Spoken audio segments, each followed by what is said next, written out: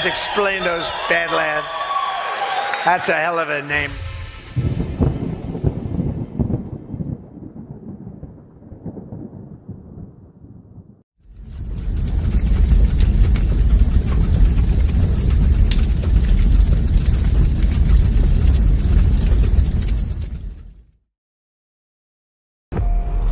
We were sleeping. I've been sleeping. I've been turning away from a truth I wanted not to face. There is a wound that won't heal at the center of the galaxy. There is a darkness reaching like rust into everything around us. We let it grow, and now it's here. How many men have you killed, Merlin? I don't know. 50? 100? Countless. Countless has a nice ring to it. And how many lives have you saved? 500,000. Population of King's Landing. Tell me if your precious Randy commanded you to kill your own father and stand by while thousands of men, women, and children burned alive, would you have done it? Would you have kept your oath then? Our time has come. We prepared. We grew stronger. While you rested in your cradle of power, you were trusted to lead the Republic. But you were deceived. You assumed no force could challenge you. And now, finally, we have returned. The visions are clear now. I see possible futures all at once. Our enemies are all around us. And in so many futures they prevail. But I do see a way. There is a narrow way through. It's not a prophecy. It's a story that you keep telling, but it's not their story, it's yours. They deserve to be led by one of their own.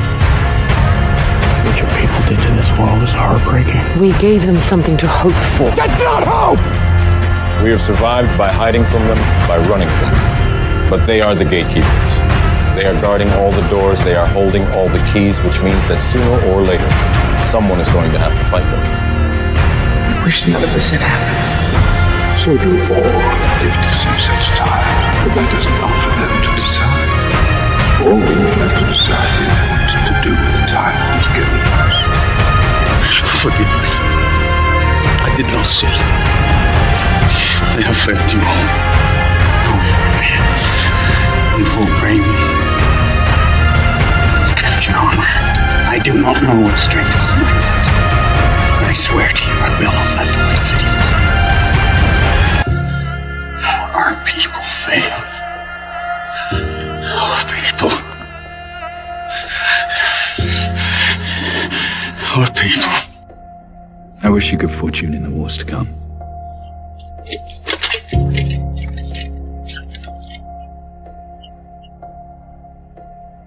And now it begins.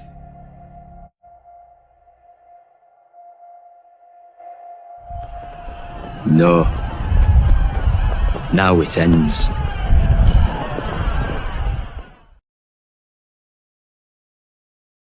Okay, guys, welcome to a new episode of The Narrative. I've been thrown off the last two episodes because what I see on the back end is a video whose audio is out of sync. But I checked the feed, and it seemed to be in sync for all of you guys. But in order to determine that, I had to watch and listen to an out-of-sync video while watching and listening to an in-sync video at the same time, not the band in sync, an in sync video, you know what I'm saying. So I literally had to go bicameral there, split my mind in two, trying to recover that now. I think it all worked. Anyway, it's a cool video. By the way, at the end of that video, lots of Fellowship of the Ring imagery featured prominently. And I was told tonight that I have managed to shame and bully Ash in America enough with my Tolkien references behind the scenes. If you guys think I make a lot of Tolkien references on shows, you have no idea what it's like to actually weather the Tolkien storm, the Tolkienian storm that it is being around me. And Ash finally started watching Lord of the Rings this week. She watched the theatrical edition, which is like a huge rookie move. Everyone knows special extended editions are the way to go, but this is her first rodeo. We're going to let her get through it. I told her that if she needs me to mansplain anything to her about the Lord of the Rings, I will gladly do that. She's talking about all this normie stuff like, oh, I'm just going to check it out. Like, Lord of the Rings, once you watch it, becomes a thing that you watch on a regular basis for the rest of your life, or else you didn't quite get it. That's how I feel, but that's not what the show's about.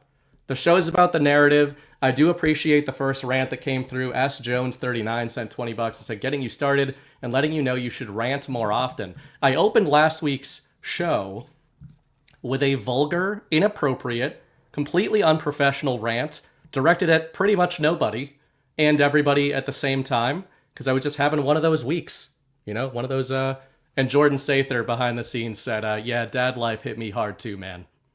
And I thought that was a pretty good way to encapsulate what was going on there. But I'm glad I didn't scare all you guys away. If you are watching on replay or live, please hit the thumbs up button. I know we say this all the time, and every video person ever has always said that. It actually is, a lot of you might not know this, the thumbs up button is what gets us on the Rumble leaderboard. So usually when we have new people that find any of these shows, the reason they're finding it is that enough of you hit the thumbs up button, and then it gets recommended on their feeds. So anytime you see new people in chat, chances are you indirectly brought them here by hitting the thumbs up button. So it seems like it's not much. It's actually a big deal. Please do it. Before I bring tonight's guest on, this is going to be a more tame show, I think. I don't think we're going to go super fiery. I think we're going to take things down, be a little bit more austere about this kind of thing. But before we get into that, a couple of sponsors that I want to thank. The first one are our friends at Block Trust IRA. It's been said there'd be a new energy force in finance. Today, we believe it's here. BadlandsCrypto.com, in partnership with Block Trust IRA, offers a secure path to convert your IRA or cash to crypto, protected by a revolutionary AI technology called Animus. Unlike meme coins or scams that prey on the faithful, the patriots at Block Trust IRA offer real managed accounts with AI Animus technology that navigates the market with computer-based precision, reducing the risk of volatile cryptocurrency markets. Animus AI Technologies was named the #1 crypto trading strategy in the world in 2023 by Bitcoin Magazine. Clients across the globe are utilizing the tech within their own accounts to outperform the market. Whether you have a retirement account like a 401k or IRA, or just cash savings sitting in a bank, making you little to no interest, with best-in-class military-grade technology, Block Trust IRA's clients are 100% insured for up to $200 million. In fact, BadlandsCrypto.com, they're so confident in their ability to help you succeed that for a limited time, they're offering up to a $2,500 bonus in crypto when you open an account. Visit BadlandsCrypto.com, find out how much they can help you return the best performing asset of the decade. That's BadlandsCrypto.com. Oops, and I just totally ruined everything by Xing out of the thing I was looking at. So this is how professional I am, and how definitely not sleep deprived that I am. So let me thank our next sponsor, which are our old friends at Pet Club. Okay. Experience the miracle of a God-given first responder for your health and an ally in your body that fights everything from minor ailments to major health threats. That ally is your immune system. At Pet Club 24/7, we harness the ancient wisdom of nature with our exclusive potent strain of medicinal mushrooms, revered for thousands of years for their immune-supporting properties that are extremely safe with no additions or overdoses, no side effects, no interactions with medications. Transform how you manage your health with our all-natural products. Help Pet Club change the world one pet and one person at a time. Badlandsmedia.tv/petclub now. Explore how we're redefining wellness for pets and people. That's badlandsmedia.tv/petclub. Do I have any other housekeeping items? I think I have one more, but I'm going to bring our guest on when I mention our one more sponsor, because our one more sponsor is us. But I wanted to make sure that Oak McCulloch is going to Gart Plymouth. Are you going to Gart Plymouth? Yeah, Kelly and I'll be there. Absolutely. We're looking forward Awesome. to it. Well, my guest for tonight is Lieutenant Colonel Oak McCulloch. So welcome to the show, Oak. Yeah, well, thanks doing for tonight? having me, Burning Bright. I've been looking forward to this. Yeah, so before we get into the show, that is our last sponsor, is ourselves. I want to let people know the next Gart event is coming up right in my neck of the woods. Gart Plymouth. Baby Bright was born in the Plymouth County on January 1st, and he was the first baby born in Plymouth County. So starting the golden age off well. So this is kind of the bright Gart is what we're kind of calling it. Go to badlandsmedia.tv/events, grab your tickets in person and virtual. We did our first virtual stream last week. We're going to do a bunch more of those, I think, leading up to the event, at least a couple of more. So you get access to those.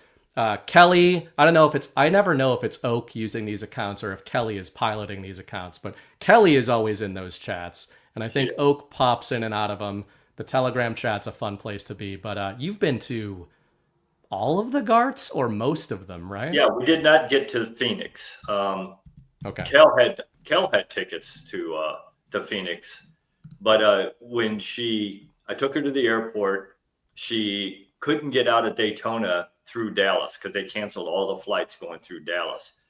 So I had to pick her up and bring her back home, and I didn't even know what Badlands Media was. And so she changed her ticket to virtual, and I got to listen all weekend, and I heard everything that was going on. And I said, you know what? I kind of like that stuff. And so we've been to everyone since then, and we love going. Absolutely love it. I appreciate you setting yourself more cover so that people don't just immediately know that you're our handler, one of our handlers. But, he didn't know what. No, I'm just kidding, obviously. So, yeah, I wanted to have Oak on the show. We've spoken a few times at the Gart events. I had General Quast on a couple of months ago, and I know that you guys are friends. You often talk at these events as well. And, the thing I had said to General Quast was for somebody that I now see several times a year in person, because of the nature of the events, it's a good problem to have. But usually we get to speak for 20 to 30 seconds before we're interrupted in some way. And so it turns out that now if I want to have a conversation with somebody, I have to bring them on the show to have the conversation with them. So wanted to do that with you. And, the nature of this show, obviously I was joking with Oak yesterday. He knows, he's seen the show plenty of times. Kelly's been a longtime follower, not just of the show, but has been reading my writing. Oak and Kelly both read that stuff. A lot of people don't even know I do that. They don't even know I write stuff, and you guys actually read it. So I appreciate it. But this show is, we rabbit trail, we go wherever we want to go. But the idea of it, my intention, and why I called it The Narrative, was we're so stuck in as Chris Paul would call it, an informational present. And that's the nature of media, right? That's the nature even of politics a lot of the time, where you're just focused on what's going on right now, like what's right in front of you, what's right behind you. I almost feel like it puts our minds into a state of constant threat assessment, even informational threat assessment. And one of my intentions with The Narrative is how can we talk about current politics and the lay of the land, but also have conversations where somebody could watch this 2 years out of context and it wouldn't be some totally random news clipping that's totally that doesn't do anything for them. So that's why I like kind of talking about big picture stuff. And one of the reasons that I wanted to talk to Oak and figure that we could have this conversation at any time, but it's a great time to have it now, is because one of the things that you focus on a lot in your pseudo-retirement from the military is leadership. And, that's an extremely broad topic, but I think it's very relevant to current times that we are told are extremely turbulent. So that's what I want to talk about tonight. I called the episode Leaders of the Golden Age, kind of went back and forth on to try to help us guide the conversation. But kind of before we get into some of the specific directions we want to take this in, and obviously people can guess we want to talk about Donald Trump, hopefully in a way that not everybody talks about him. Maybe some of the qualities of his leadership that maybe even us that watch these shows that engage in this community aren't thinking about in the way that you do. But before we get into that, maybe you want to tell people who haven't seen you on some of your other appearances or haven't spoken to you, what's some of your experience in the military, and then specifically, why did you become so interested in leadership itself, kind of as a more macro concept? If you just want to give people some background. Yeah, so I did 23 years on active duty. I started off as an infantry officer, did my first 5 years in the infantry, then I switched over to armor cav M1 tanks and did the last 18 years there.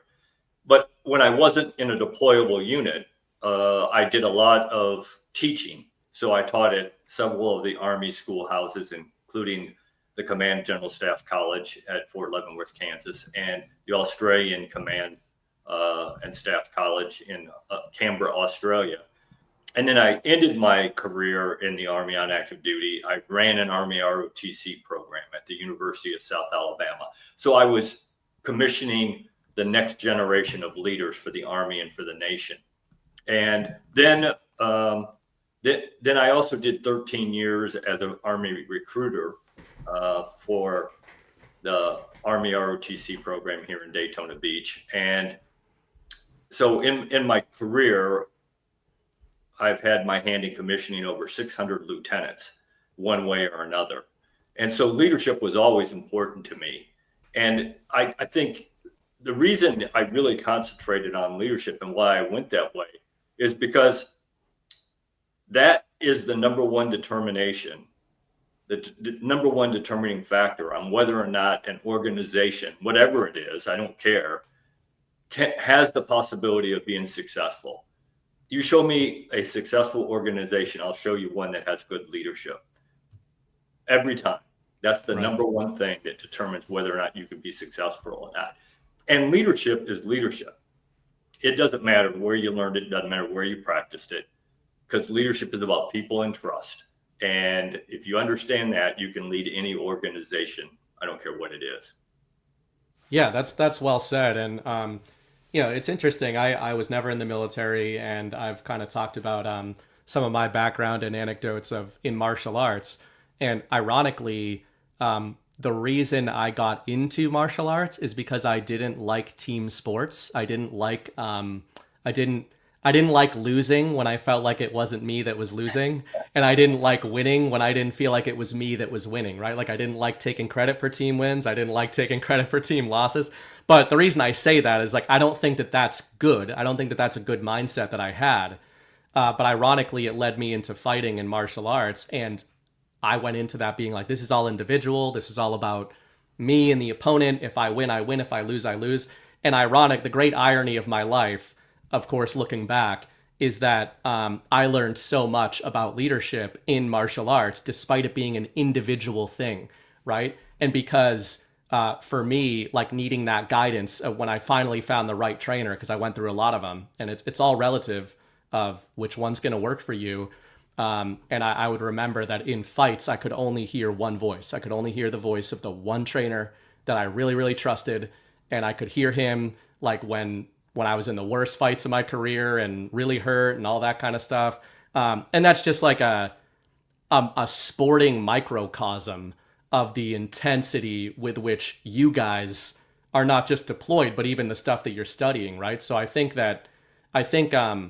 it's, I want to, maybe we'll get to that more later, but maybe even at the start here, how do you reconcile in the military maybe, or in your experience, the difference between kind of leading groups and even applying that kind of leadership on an individual level? Because there's both, right? I mean, you've got every soldier's got to be a man unto himself and make his own decisions going forward, but you've also got to follow orders and follow leadership, and sometimes that's hard to square.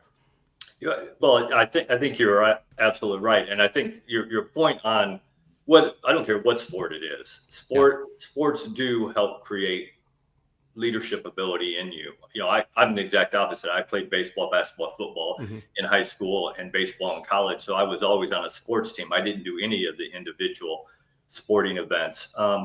But I think, leadership starts with you. The best leaders in the world, they learn how to be leaders of themselves first. Because I think it was Robert A. Lee said, he was talking to one of his generals who had messed up in his personal life. And he said to him, how can I trust you with the lives of other people if I can't even trust you with yourself? And so it starts at home. It starts with an individual.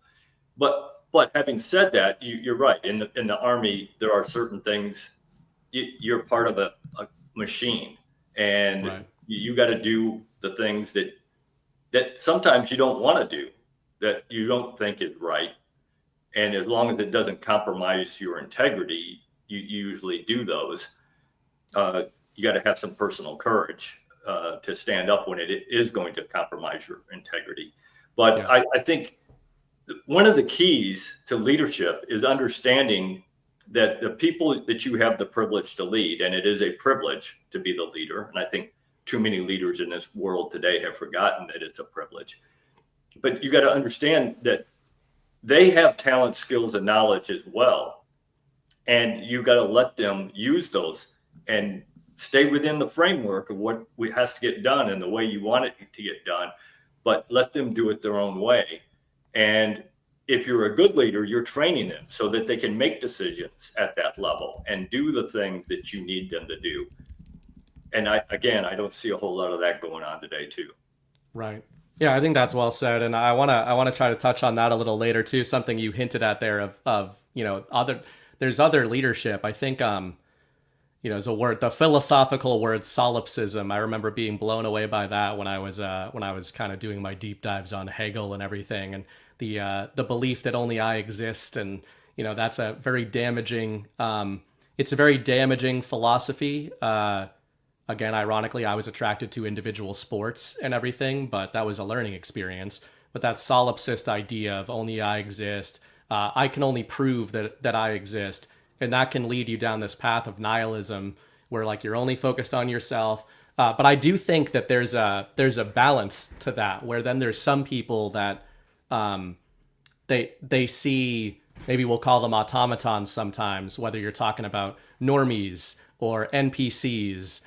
Right, in the current era, it's been liberals. I used to be a liberal, right? When I was a teenager, I thought it was conservatives who were all kind of marching in lockstep. So I think it's when you point out, the different kinds of leadership and that there's leaders all over the game board.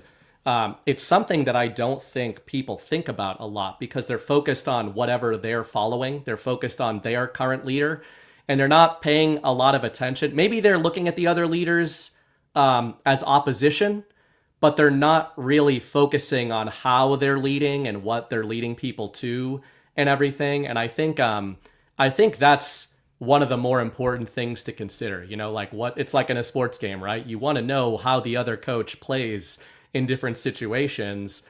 And that's certainly one of the things that got me interested in the InfoWar in the first place. It wasn't just Trump, who I want to talk about.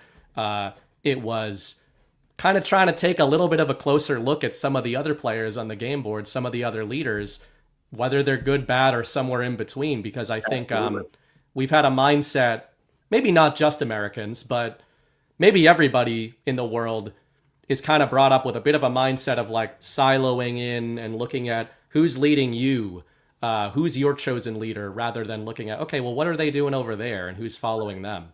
Well, I think that's human nature. I mean, because that person that's leading you has a huge influence on your life at that point, good, bad, indifferent, whichever, but they are the ones that are influencing. But I think good leaders, and I think good people try to look out, and I'm a firm believer you can learn just as much from somebody who does something poorly as you can from somebody that does something well, because you learn what you don't want to do. Ever. Right. We've all been in that situation where somebody who's leading you says something and the hair on the back of your neck stands up and you're like, I'm never doing that. Yep. and I've been in those situations, and you learn from those situations. So I think you gotta that's the only way you're going to learn, is to look out there and see all the different options out there, things that work, things that don't work, and the things that work you use, the things that don't work you make sure you don't ever do it. Right. Yeah, speaking of leadership, there's also leadership of the home, and unfortunately I think we're both failing because our wives are in the chat coordinating on forcing me to move to Florida, because apparently Mrs. Bright does not like 40-degree rainy days in the middle of April. But hey, yeah. that's the way it goes. But the main topic, I always pretend we're going to do a specific thing, and we'll see where it goes. But I do the story right now, and then kind of a theme and thesis. Theme and thesis we already touched on a little bit, but I do want to get into that in the second half of the show, into more macro, big picture leadership stuff. But the story right now, of course, the last week it's been tariffs, it's been trade wars, but I think that whether we're talking about the specific deployments or just the lay of the land, we could probably all agree that whether or not we agree with what the administration is doing, and I think most people watching this show probably do agree with how they're going about things, the public narrative is chaos, right? Is tension. Even people in our community would agree that things are tense from a geopolitical level, even from a national level, and they have been for quite a while. So I want to focus the first half of our show on Donald Trump. And, maybe from your perspective, as somebody who's been in the military, Trump came in here as, I guess, to put it as easy as possible, a very unorthodox style of leadership. And I'm talking 10 years ago when he kind of came onto the scene. Right. And I'm wondering how you see him right now in terms of how he's navigating this chaos, this political and geopolitical chaos right now. And how does that compare to how you saw him in terms of a leader when he first kind of came onto the political scene?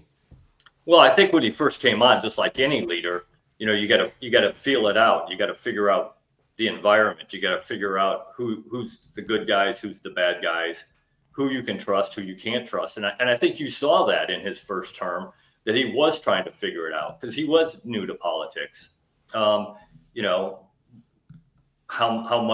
new he was. I mean, I don't think any of us truly know, but right. But you could tell he was trying to figure it out and feel his way through it. And he made some decisions personnel wise that I think he wasn't happy with, and if he had it to do over again, he probably wouldn't have done that.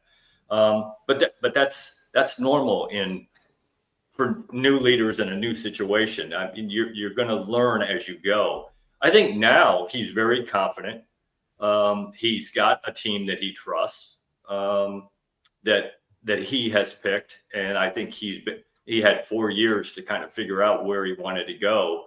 After already being a president for 4 years, he had another 4 years where he could just start figuring out what he wanted to get done in these next 4 years. And I think he did a good job of doing that. He came in there with a plan, with a good team that I think he trusts and he empowers to do the things that he wants done. So I think you see that he's grown as a leader, as you would expect. Somebody who's right. doing the second part of that job. I think he has grown quite a bit, and he's much more confident, I think. And he was always confident, but I think he's even much more confident now, not only in what he wants done, but how he needs to go about it, who he can trust, who he can't trust, who's going to be his allies, and who he's got to butt heads with. Yeah, I think that's fair. And, one of the words that pops into my head when you describe how he is right now, I think you're right to point out that he did have strong leadership the whole time, but it's almost like it was a totally different flavor of leadership. And, obviously you watch the shows, you talk to people in the audience. We have all our theories, and from devolution to Q drops to everything in between, information warfare. We've got generals out there such as, General Flynn, who have always been talking, well, not always, but in recent years been talking about 5th generation warfare. And, we always have that stuff in our heads where we're trying to parse things, right? Like, what do these leaders mean? And I think that maybe when people watch a show like this or the Power Hour or something, and they're watching it through the lens of this is conspiracy theory, it hits them in a certain way. But I think I don't think you have to be a conspiracy theorist, maybe even with a military mind. It should be more common sense, I think, to even normies that leaders of powerful nations are not always just going to say the thing that they're going to do, right? And like, I wonder what you think about that in terms of the present, because one of the things I've noticed that I'm kind of getting a kick out of is that you've got even some analysts, like normie media analysts, that are stepping out onto the ledge and they're going, this tariff stuff might be some art of the deal kind of thing going on. And there'll always be the other people on the mainstream media desk that are like, what are you, one of those, crazy kooks? But I wonder what you think of that from a leadership perspective, whether it's Trump or otherwise, whether it's in the military, generals, presidents communicating present tense or through history. Like, isn't it kind of common sense that even if you don't want to go all the way down conspiracy rabbit holes, the things that leaders of the most powerful nations in the world are saying publicly are not always going to be exactly what the end goal is of whatever they're trying to get going? Yeah, well, why would you tell somebody exactly what you're going to do, especially the enemy? Same in the military, but I think it's just as true in politics as it is in the military and in business. I mean, if you're a businessman, why would you're not going to throw out there exactly what you're going to do, because now that your competitor knows it. So I think you've always got to take that into account, that there's more to the story than what being said. And I think you're absolutely right. I think Trump is one of those guys, is a leader that throws out something, knows what he wants in the end, but he throws something out and sees how it's perceived and how it's received. And then he knows that he can adjust off of that. But I think a lot of things that he throws out there, there's a reason why he's saying what he's saying and doing, but what he's saying may not end up being exactly what he does. But I promise you, what he ends up doing, he's already figured that's what he wants. And he just got to figure out how to get everybody else to at least give him what he wants. If he gets more than what he wants, then good for him and good for the country. But his job as a leader and an influencer, because his job is to influence other world leaders and leaders in this country to come to his what he wants, his plan. And I think he's brilliant at it. Yeah, that actually makes me think it's kind of interesting the way you frame that with the way he throws things out. And people have been saying that, right? I think even people who don't follow this stuff as closely, as an aside, I think one of the real disadvantages that the experts have right now, and I'm not even talking about the deep state or the globalists and everything. I mean, just people who are financial or media or even geopolitics experts who have been kind of watching the game, how it's been played for decades. One of the big mistakes that they make to kind of go into the art of war of it is in just underestimating Trump. And I don't even mean from the perspective of maybe people like me think that he's a lot smarter than they think he is, right? Maybe the truth is somewhere in between. Maybe he's not a 5D chess genius, but but they have this view of him that's just like this reality TV show star.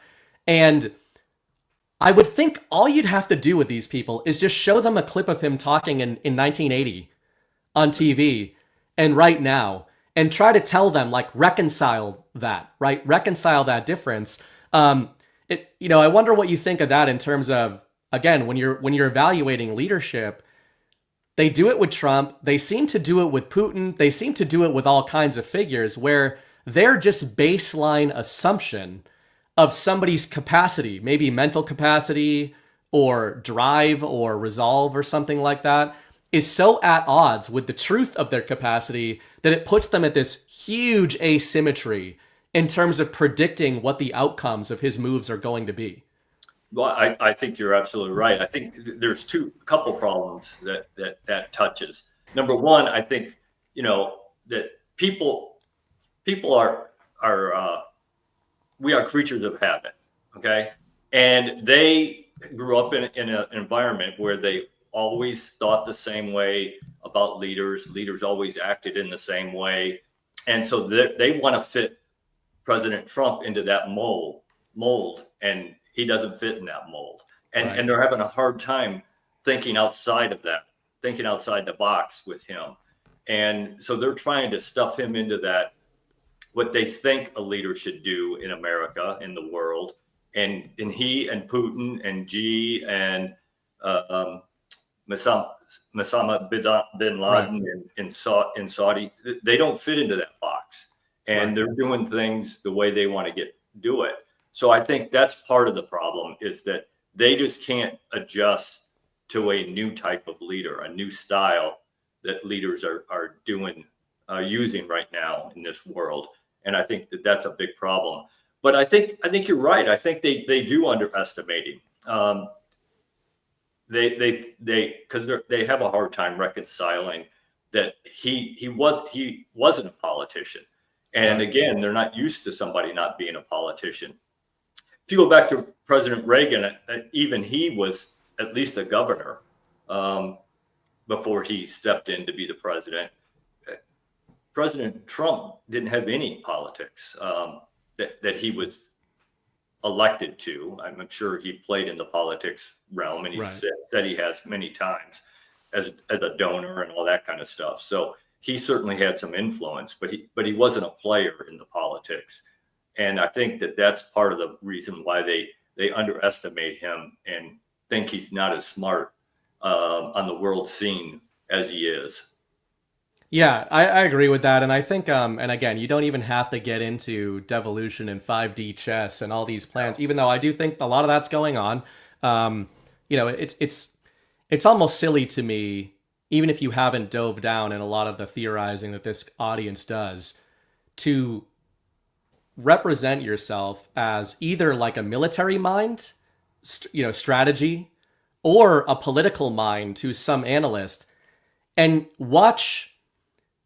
understand that fifth generation warfare is a thing, and that information warfare is going on, and that there's a lot of calculations being made at the highest levels, and then not applying that to world leaders, right? Like, you don't even have to think that Donald Trump is the one who is playing these 5D chess games if you're in the media.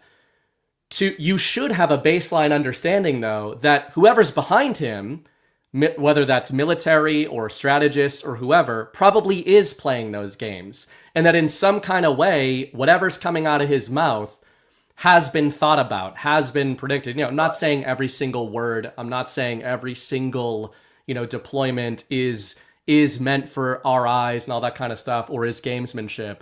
But, you mentioned Reagan. I think that one of the eras that I'm really fascinated in is Kennedy, because I was a former liberal. I liked going back down those rabbit holes to see if I still felt the same way about him as I did when I was a gaslit liberal, and I still do. I still love that era. And, you're dealing with a lot of similar analogs today, where you had the Kennedy brothers, even if you watch Hollywood portrayals of it, like the movie 13 Days, and that you had essentially the Kennedys trusting their childhood friends and not talking to generals, and meeting in secret with Russian ambassadors in Turkey, etc.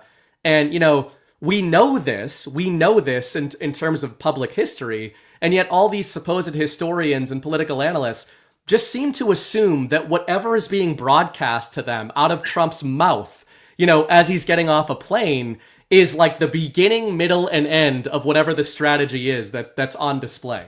Right. Yeah, there's no doubt. Again, I think he has put together a team, and one of the key things that make you a good leader is to put together and empower high performing teams. And I think he's done that. And I think I think that there is certainly somebody helping him. I mean, I don't look.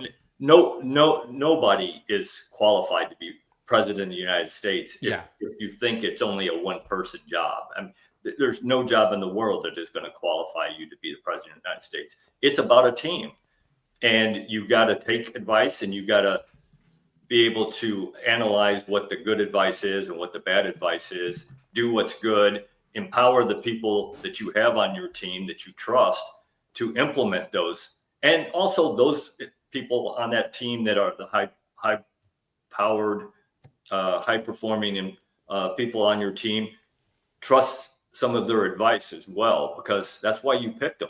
That's why you put them in a leadership position. It's because you trust them, and you got to be able to listen to them. You got to be able to put your ego aside a little bit and say, okay, I don't know everything. So right. You are the expert in this. That's why I put you there. I'm going to listen to what you say. Doesn't mean that you have to do what they say, and it doesn't mean you have to take it that it's right, but you should at least consider it, because that's why you put them there. And if you're not going to do that, then you can't do it yourself. No high level leadership position can you do yourself. I don't care if it's a corporation, running a university, a hospital. You can't do it yourself. You got to have a team to help you do it. I like to, in the last little segment there, you mentioned that Trump knows what he's trying to do. And I know that sounds so simple to people, but I really think that having a baseline understanding of that, or a baseline assumption that is the case, it also ties into what you just said, right? Like you don't have to believe that every single thing a leader like Trump says is 100% accurate.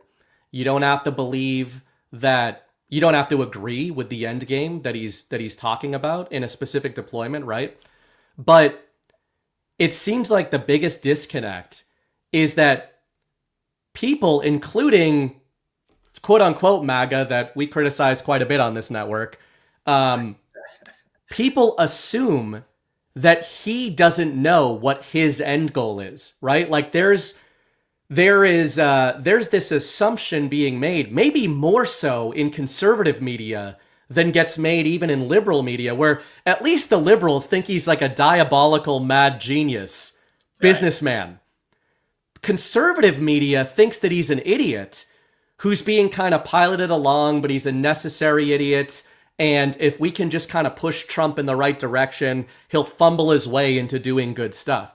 They're not assuming that he actually has an end game in mind with what he's doing. And I guess for me, if you want proof of that, you just have to look at the success rate, right? How many times does he put something out there? There's a whole lot of chaos in between, and then the ending seems to line up with exactly what he said at the beginning of the narrative deployment.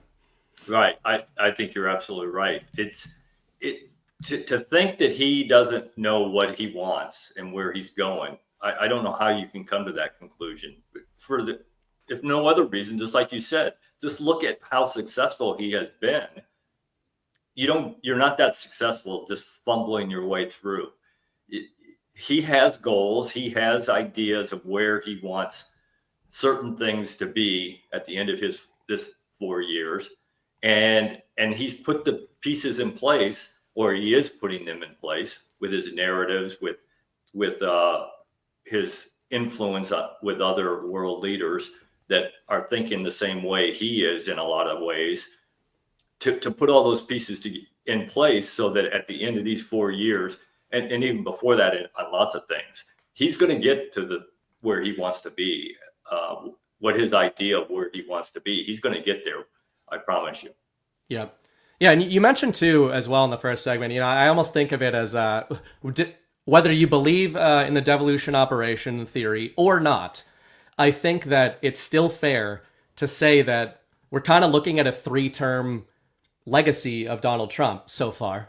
Maybe there'll be more, but again, let's say you're in Normieville, or you don't agree that there was anything else going on during Biden. You think that like Joe Biden was the real president and everything was operating exactly as it looked on the surface. Let's just take that as our paradigm. One of the funny things is I think Donald Trump was the president 2017 to 2020, and he had his certain style at that time.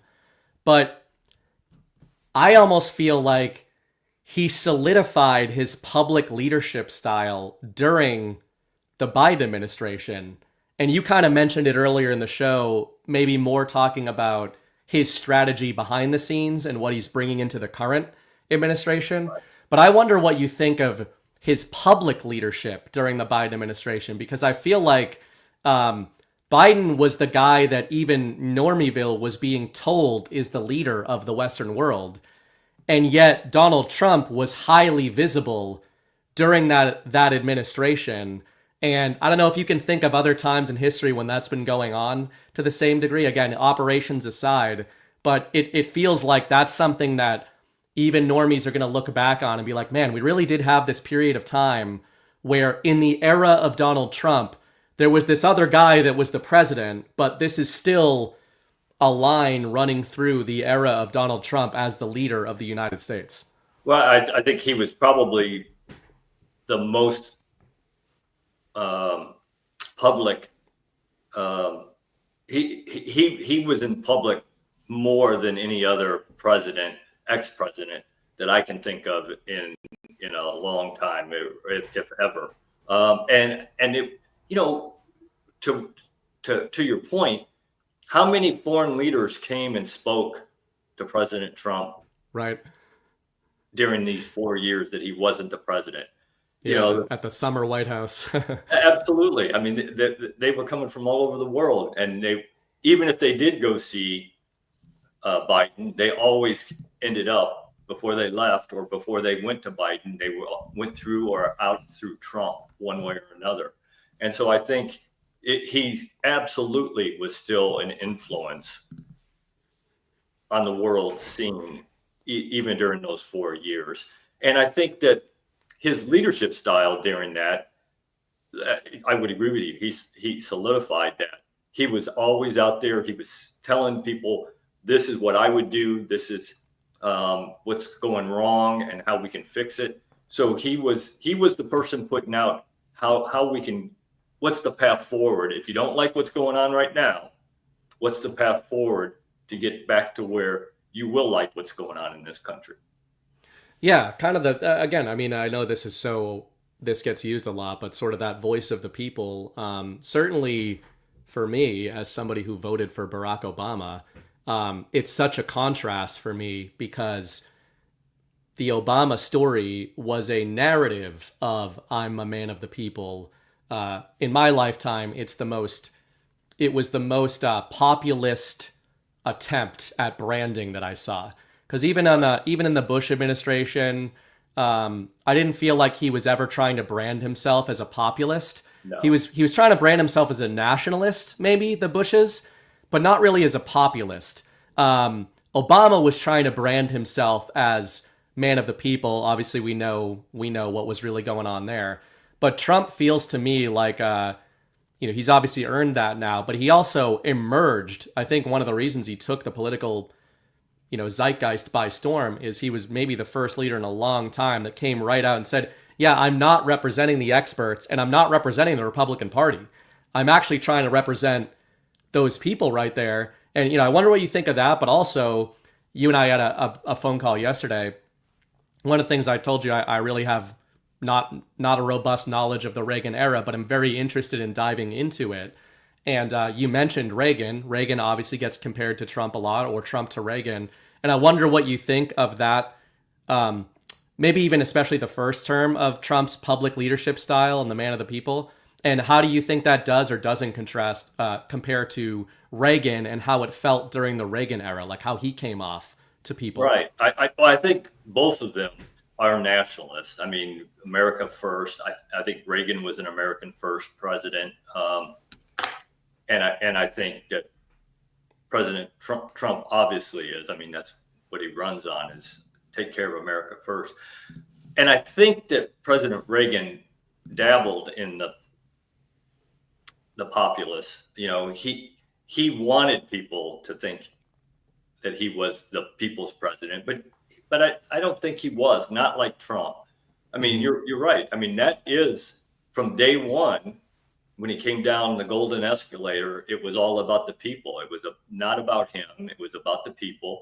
And, his first inaugural address, we're giving the power back to you, the people. And And I think he believes that, and that's what he wants. That isn't just rhetoric.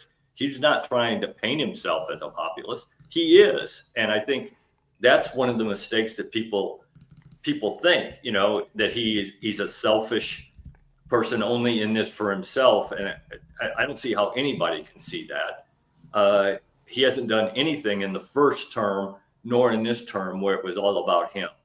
Yeah, not at all. I think he is a servant leader, a selfless service type of person, and you can see that in his daily routine, the decisions he makes, his speeches. I mean, he is about the people, and I think unlike any other president, at least in my lifetime, I think Reagan came as close to it. I don't remember a whole lot about JFK.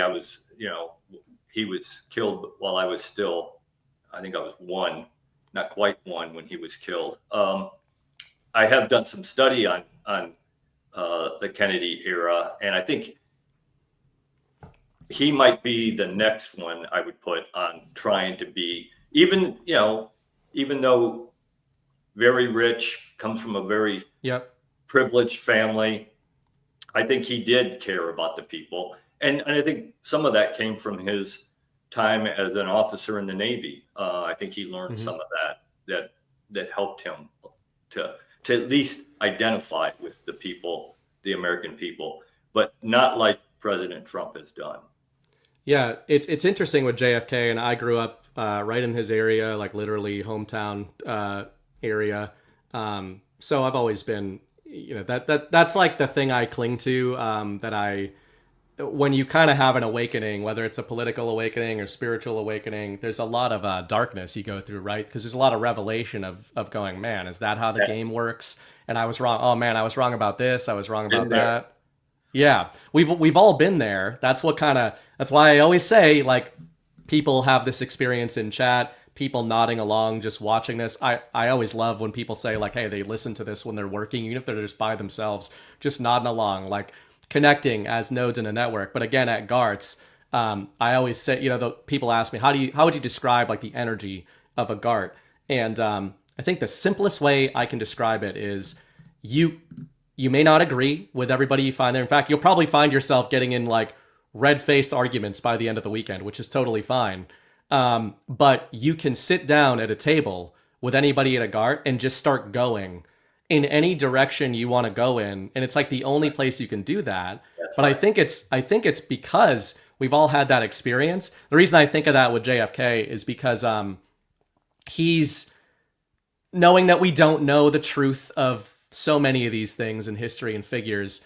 He's one of the ones that I'm happy to have gone back through everything I thought I knew. And if anything, if any of the histories are accurate, my estimation of him as a leader is actually increased. Like he's the rare American leader that once you get into the info war, you start looking into like, no, he was actually even better than what we thought. And I feel like a lot of us have come to that conclusion about Donald Trump as well, where maybe we liked him at the beginning and maybe we were intrigued by him.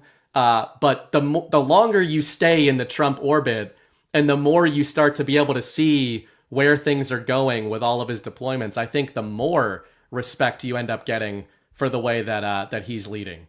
Well, I think that you hit a point that I wanted to kind of go back to. That point when you awaken, and it's hard sometimes, like for me, when I look back on what I did in the military, some of the deployments I did and some of the places I went and some of the things we did, because I gave 40 years of my life to the military one way or another, it was really hard to look at that and say, well, maybe we shouldn't have been there, or maybe we really weren't there doing what we said we were doing. And it was probably harder for me to wake up. Kelly certainly woke up way before I did. And she would tell me some things and I was, that's no way. And then I started listening to her and I started paying attention to what was going on. And I'm like, you know what? You're right. And that was really hard for me. It really was. You talk about some dark times. you know, all the time I spent away from my family, all the things that I had to do. And now you realize that maybe they weren't telling you the truth. Yeah. Yeah, and that's something we've all gone through. But again, on the JFK point, I think it's almost it makes those kernels of kind of hope that much brighter. Like you look back at, and I guess it's sad in many ways, but maybe it's my poetic heart at heart, my love of even stuff like Tolkien. You know, the intro of the show is threaded with a lot of my favorite scenes in fiction, and I'm very partial to Last Stands. I'm partial to Pyrrhic heroes. You know, people who maybe didn't succeed at the end of the day, but definitely tried. Like knew they weren't going to, but tried to.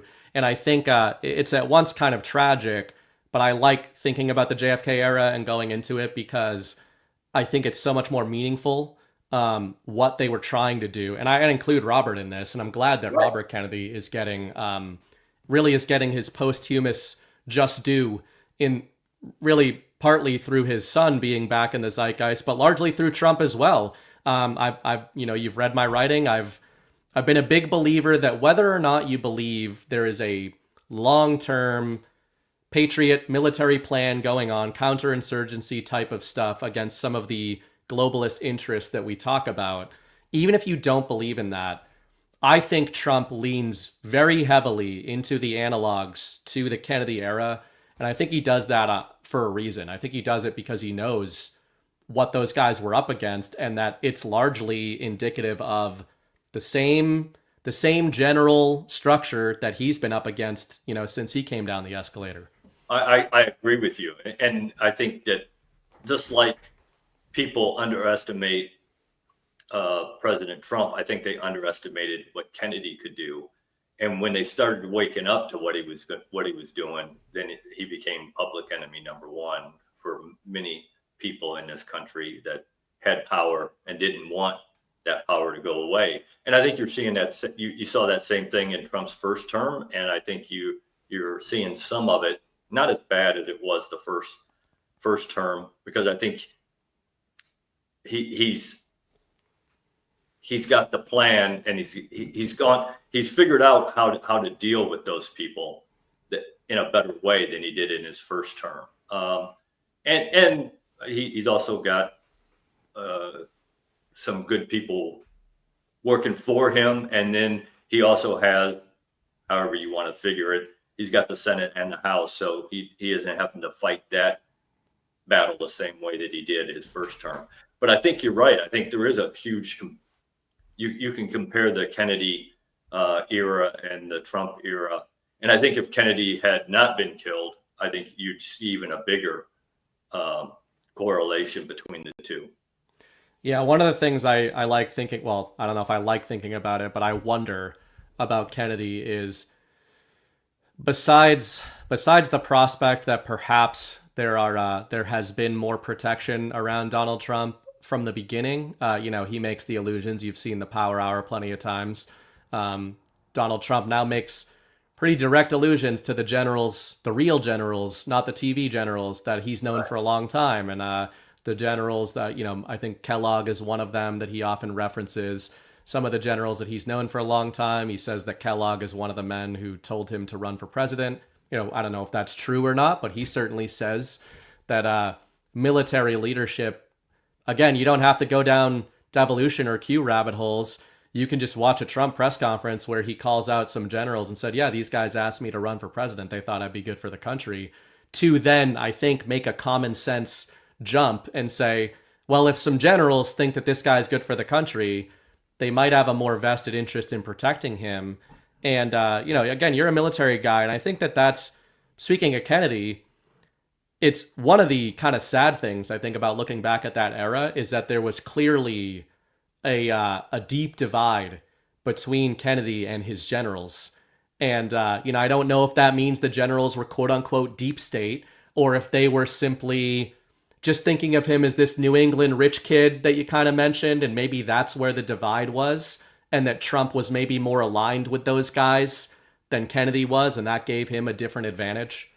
Well, I think that one of the problems with Kennedy was the Vietnam War, and Right. he had a plan. He was planning on getting out of it, and I think the military-industrial complex just and let's face it, the military is part of that military-industrial complex. It's not just the businessmen.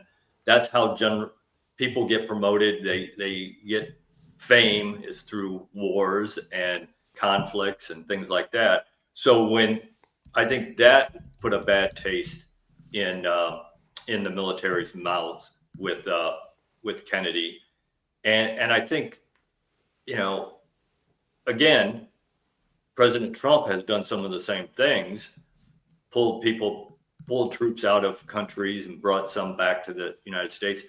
But again, he has had success doing that, and I think he's won over some of the generals that may, even the ones that didn't ask him to run. I think he's won some of those other ones over with just his success at what he's done militarily. You know, he has done military operations. He's ordered them, not long-term deployments like we've seen for the last 20 years.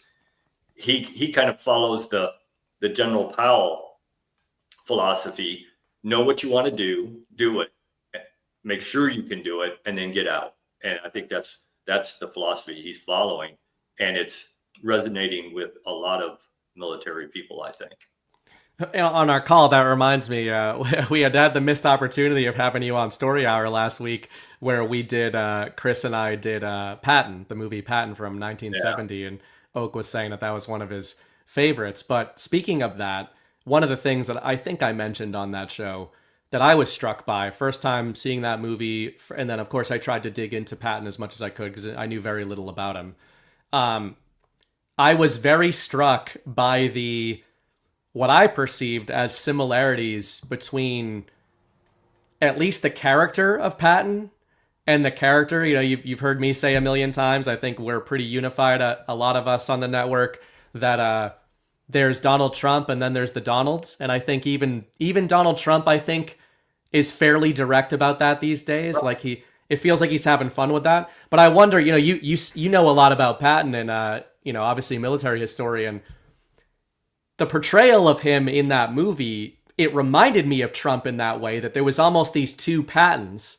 There was the military, you know, strategist general, and then there was the communicator, right, and the storyteller. I wonder if that's accurate in your mind, and if you see any analogs between him and how Trump carries himself, because I was kind of just struck by it. Yeah, I think you're right. I know, you know, all the readings that you can do about Patton in his life, again, you know, that's all you can go by. And he played a part, and he made no bones about it, that, you know, he had to be larger than life for his soldiers to do the things that he needed them to do. But I think he gets a bad rap in that he didn't care about his soldiers. I think he did care about his soldiers, just like President Trump cares about the American people. I think they know that they got to play a part. They got to be the leader. They got to be the person in charge that everybody looks up to. But they're also human, and the human part of them sometimes doesn't get portrayed as well as it should be. But Patton was absolutely, he knew that he played a part. With you know, that he had to be that person, because nobody else was stepping up to do that during World War II. There were very few other senior leaders in the military were willing to step up and be that person that everybody looked up to. I mean, General Eisenhower was brilliant in what he did. He was the behind the scenes guy, making sure everything was working, but he wasn't the guy that could stand out in front of his soldiers and captivate them and get them to do some of the tough things that General Patton got his to do. This is why even though sometimes I get sad about not following what I originally wanted to talk about, I like that we can go in random directions, because I get more interested in those random directions. I'm like a cat with a laser pointer. But it's so funny. I don't have the time. Like, we don't have any freaking time to learn all the stuff we want to. But sometimes I just get struck by a connection that there might not be a connection there, but I just get obsessed with it. And one of the ones that has really been obsessing me in the last year is the relationship, not direct relationship, but the progression, I should say, from the Eisenhower administration to Kennedy. Trying to look back on some of history with new eyes, like post-awakening eyes, and having been a Kennedy historian. And I really never looked at the Eisenhower era. I just thought, military guy, post-war president. But I think it was on the Power Hour several months ago, I had surfaced a 1958 letter from Eisenhower to Congress where he was talking about the compartmentalization of the military, the compartmentalization of the government. And his point there was saying all of this complexity that is being thrust upon, that is being layered into American politics and into the military is ultimately, it wasn't like he just said, this military industrial complex. Like we've all heard that, I feel like, in the conspiracy world. Oh, he coined the military industrial complex as if it's like a team. Like, well, as long as we beat that, we'll be fine. But I think that letter is fascinating because he really goes into what is the fear of the systemization of the military. And he says, the more systems that you put in place, the further you are separating the American people from the decisions that are being made on a military level, right? And like he was using the president as the cipher there, but it was kind of this obvious, I guess, but really poignant reminder to me of, wasn't there a point in time when the president was supposed to be the commander-in-chief, and that the commander-in-chief was supposed to be our representative? Like we imbued him almost like a militia to protect our interests. So, I wonder what you think of Eisenhower, but just that, the way he layered that of talking about like, you're putting all these layers between the servant of the people and the people's general, which is me, Eisenhower, and what I'm actually supposed to be doing. Right. I think you're right. And I think that the more complex you make something, the harder it's going to be to get it right. And I think the military is a good example of that. We have gotten so complicated in some of the things, the structures, the layers, all the different commanders and who they report to, and and then the president has to go through the chairman of the Joint Chiefs, and he doesn't have direct comms with the combatant commanders, and he could if he wanted to, I guess, but that's not the way the system is set up. And it's so complicated how the military runs now, with how its budgets are done and how its intelligence is run, and how the chain of command, I think, has gotten very complicated.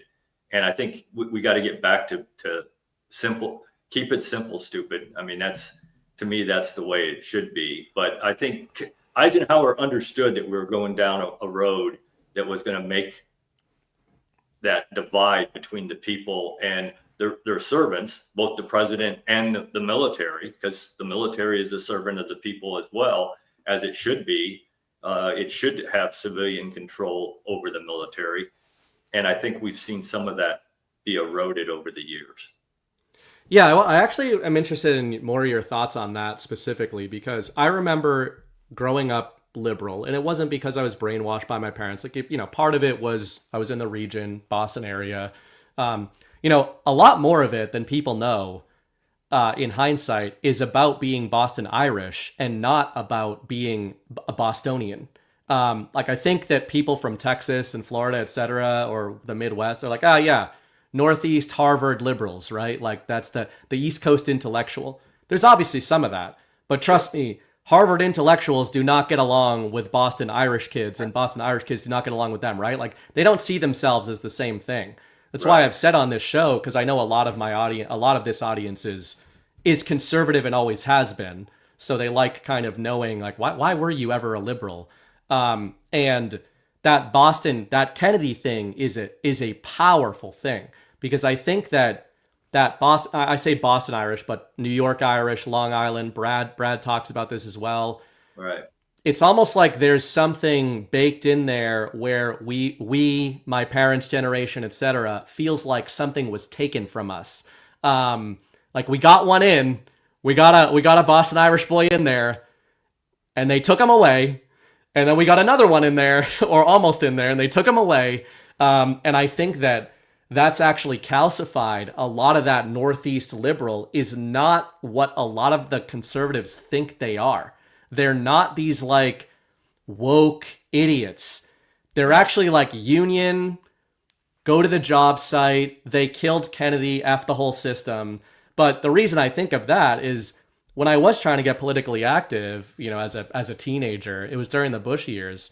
And the compartmentalization of the military was something that infuriated me. And it was at the time where, we were going into the Middle East and I had family members who served, and trying to reconcile, supporting family members who were serving and everything, and understanding that the military wasn't evil. And yet that if these layers of obfuscation exist between the military even and what they're doing or why they think they're doing it, it's such a massive problem that goes back who knows how long, right? I mean, yeah, maybe absolutely. even to the And I World think Wars. that's what one of the reasons, and I mentioned trust in the very beginning when I was saying it was about people and trust, and that's everything, but certainly leadership. And I think that's one of the reasons you're seeing, or you did see, a disconnect with the American people and the military.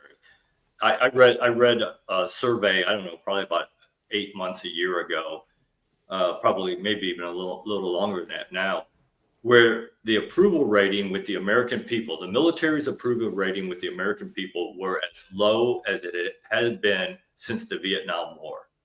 Wow. And it's because that we broke that trust with people. They don't trust the military. I think you're starting to see some of that turn a little bit with President Trump and the things that he's doing. But absolutely, we broke that bond.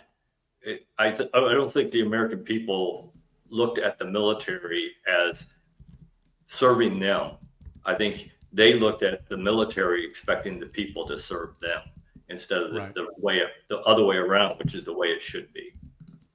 And I wonder too, the other question I had for you is, if we can acknowledge that that's a huge problem and that Eisenhower was pointing it out, right? The lack of direct control, for lack of a better word, between the people and its military. And I like the way he framed it, because he focused on the commander-in-chief of saying like, hey, if we all want to play the game where the commander-in-chief is the representative of the people, and if the commander-in-chief doesn't know what the military's doing, then like we've got a big problem, right? Whether or not you like the president. But on the other hand, I've got a close cousin of mine who's military intelligence, Trump guy, but he, we've clashed in the past about some of these opinions back when I was a liberal, especially. And I know that there's another side of it that the system has abused, wherein, as we said about the art of the deal, more so even in military terms, there's this need for compartmentalization, right? Like there's a need for secrecy in some respects. And I'm sure you've had these conversations in the military or read about it, etc. But how do you reconcile that? How do you reconcile that divide of understanding that national security is a complex thing and state secrets are complex things and everything, while also having this hope and this idea that, that the whole point is that we're supposed to have some sort of control over what the military is doing? Well, I think, our control as citizens goes through our representatives, through the president, through the Congress. That's how we have some kind of control over the military. And then the president should have complete control over the military. But I think when there certainly has to be secrets that aren't public to us, the regular citizens out there, but there should not be secrets from the president. The president should know everything that is important that's going on. And I think we've seen that isn't the case. Certainly during the Bush era, there were certainly things he didn't know about that were supposedly going on. And I think that's where we have the disconnect. If the senators, the congressmen who sit on the committees who are supposed to be overseeing our military as the civilian control, if they don't have access to those kinds of things, then we got a problem. Excuse me, I muted myself by accident. That reminds me of one of the things I didn't know about until my most recent rabbit hole dive on the Kennedy administration was, I was just looking up the name of it, EXCOMM, EXCOMM, Executive Committee of the National Security Council. He created that, and that's why I was going to say earlier that I find it really interesting to track the transition from Eisenhower to Kennedy, because Eisenhower was almost like, as Eisenhower was transitioning out of leadership, he was highlighting all these problems, and it seems like he was highlighting them to Congress. Now it's almost sad to look at in hindsight, because now I look at that 1948 letter and I see it as Eisenhower being like, hey, Congress, look at all these problems. And Congress just kind of being like, yeah, Ike, that's how we're designing them, because we need to keep good generals like you away from all of our wars that we want to keep going. And if you go into Kennedy, he had to create a secret committee to speak away from Congress and the military. And it's almost like, when you mentioned Trump and some of these analogs, haven't we kind of seen a bit of a rerun of that, of again, Kennedy and Eisenhower, where it's almost all the things the media has said about Trump as alarm bells of like, oh, he's keeping secrets from Congress, he's keeping secrets from the military. And you just have to play the opposite game a little bit and go, well, maybe there's some reasons. If anybody should, to your point, if anybody should be able to keep secrets, shouldn't it be the president, because he's our representative? Right. And maybe some of these people of the military. So yeah, he's both.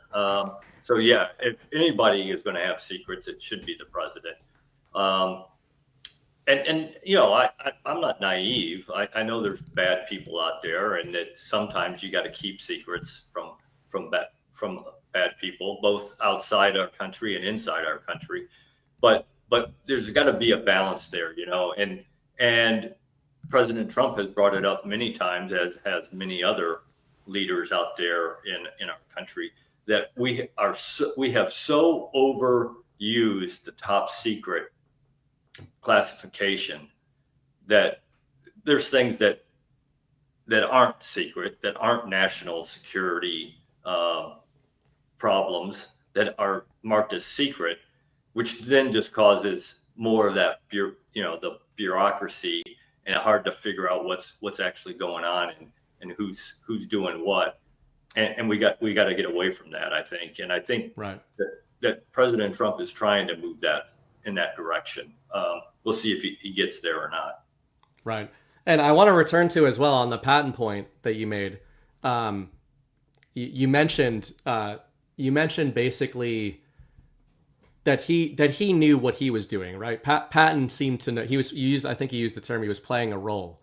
And that's perfect for this show, because as you've seen in my writing, as you've seen in a lot of the stuff I talk about, I'm really interested in that dichotomy and where those lines are between the leader, the public, or I should say the private leader, the actual leader, what decisions are actually being forwarded with that power, and the public leader, the public story that's being translated. I think it's interesting when you reference Patton that way, because I was struck by that in that portrayal of him, of going, I think there was a scene in the movie, I don't know if this is accurate, but where he's talking to Bradley, and the other generals and lieutenants didn't seem to think that Patton cared about his men, as you said. And he has a moment where he goes, if you paraphrasing, Patton says something along the lines of, you stop to think about how many of our boys we would have lost if we were fighting our way over those mountains over the last few days, right? So, but I wonder what you think of that in terms of the note I had written down when you said that was, actual leadership versus the story of leadership. Is there a difference between the two? Do some people, even in the military, not understand that there is a need for that second thing, where a lot of them maybe want the buttoned-up military man, but that's not realistic in all situations? Yeah, I think there is a need for both of them, and Patton understood that the American people needed a hero. They needed somebody that they could say, "Yep, that's our man, and he's winning the war for us." Because you got to remember all the casualty reports that were coming back from World War II. There were a lot of American people who were losing sons and husbands, and so they needed that, and they needed that newsreel that was put out during World War II and would be played at movies and wherever else on the radio. Patton knew that Americans had to have that hero. Now, having said that, I say he played that role. He stepped up to that role. I don't think it was too hard for him because he did think he was probably the best general, and he was probably of World War II. But he was also a very, very good leader, and he understood people, and he understood how to get them to do the things that he needed them to do, while still understanding that they are human and that he's asking them to do some pretty dangerous stuff. Understanding that at the end, we got to get this done. We don't have a choice. We got to win, which means we're going to have people die. That doesn't mean you like it. Doesn't mean that you take their lives for granted. And I don't think he did. And if you read everything about him, he really did care about his soldiers. But he knew, that's what you do as an officer. When I was commissioning lieutenants, I used to tell them, look, your job is to take American men and women to war, put them in harm's way, and win, and bring back as many as you can bring back, understanding that you can make all the right decisions and you can do everything right, and somebody still might die. That's what military leaders do. And if you don't understand that, then you got no business being a military leader. Right. And, this is a bit of a crude analog, but one of the things that, I think people understand when you're driving around just on the roads, the most dangerous drivers are the cautious drivers, right? Like they're the people that they're not the people that make reckless decisions. They're the people that don't make a decision.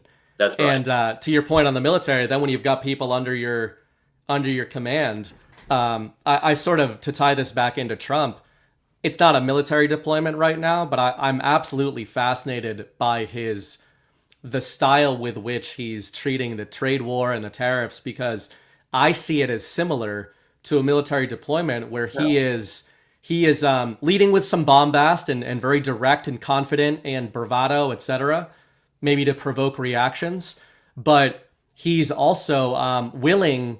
It's shocking, the financial media, that he is just willing to do some of the things he's willing to do. And it seems to be shocking international leadership and globalist leadership, where it was almost like they were calling his bluff a week ago and going, surely he won't.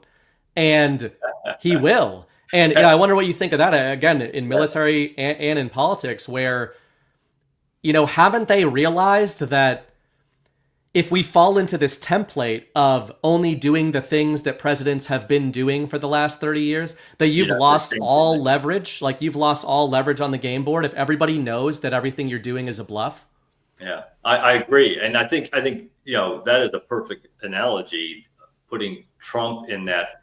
He's playing that part as well. I think he is a good leader, and I think he certainly cares about the American people. But he understands that if you want people to start having some national pride, that they need somebody who's going to be out there as their hero.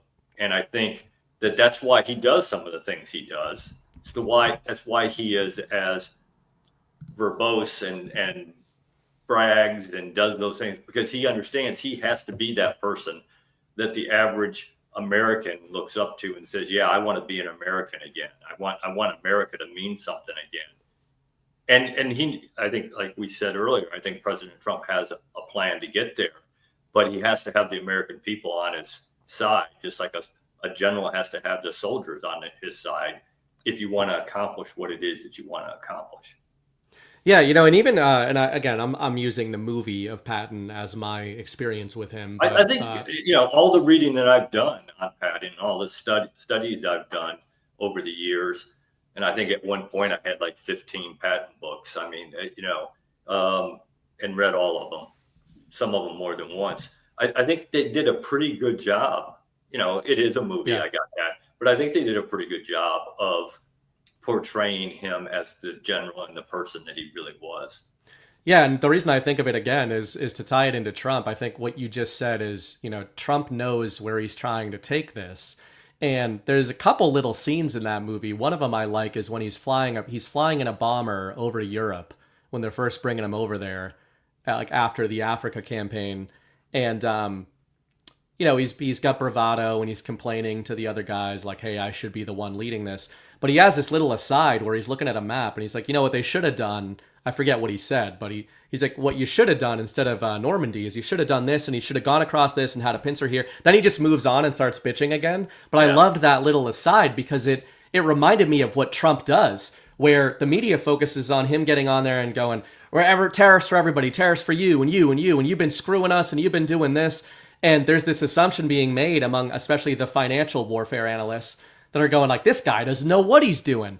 And then they'll ask him and he'll start reciting to them like, yeah, you go back to 1981 and China was doing this to us. And then in 1998, it all changed. And then Bill Clinton did this and George Bush did. So it's those little asides. That's why I always tell people, pay attention when they catch Trump in an aside, because in between all the bombast is where you get what you're talking about, which is, oh, I know how the World Trade System operates, and I'm not going to lead with all of that because nobody's going to listen to it, right? Like, just like they wouldn't listen to Patton talk about all the strategy he wanted to do. Right. So, but they will listen to kind of the bombast, and they'll listen to the beginning and the end game. They just don't care about all the details in the middle. Yeah, I agree. And I think you're right. There were a couple of those scenes in the Patton movie that you could make a correlation with how Trump does his communication with not only the American people, but the world. I think you're absolutely right. Can I keep you for a little bit longer? Yeah, absolutely. All right. I'm not one to go out early. So again, speaking of Trump, couple more things with him. You can relate this to the military as well.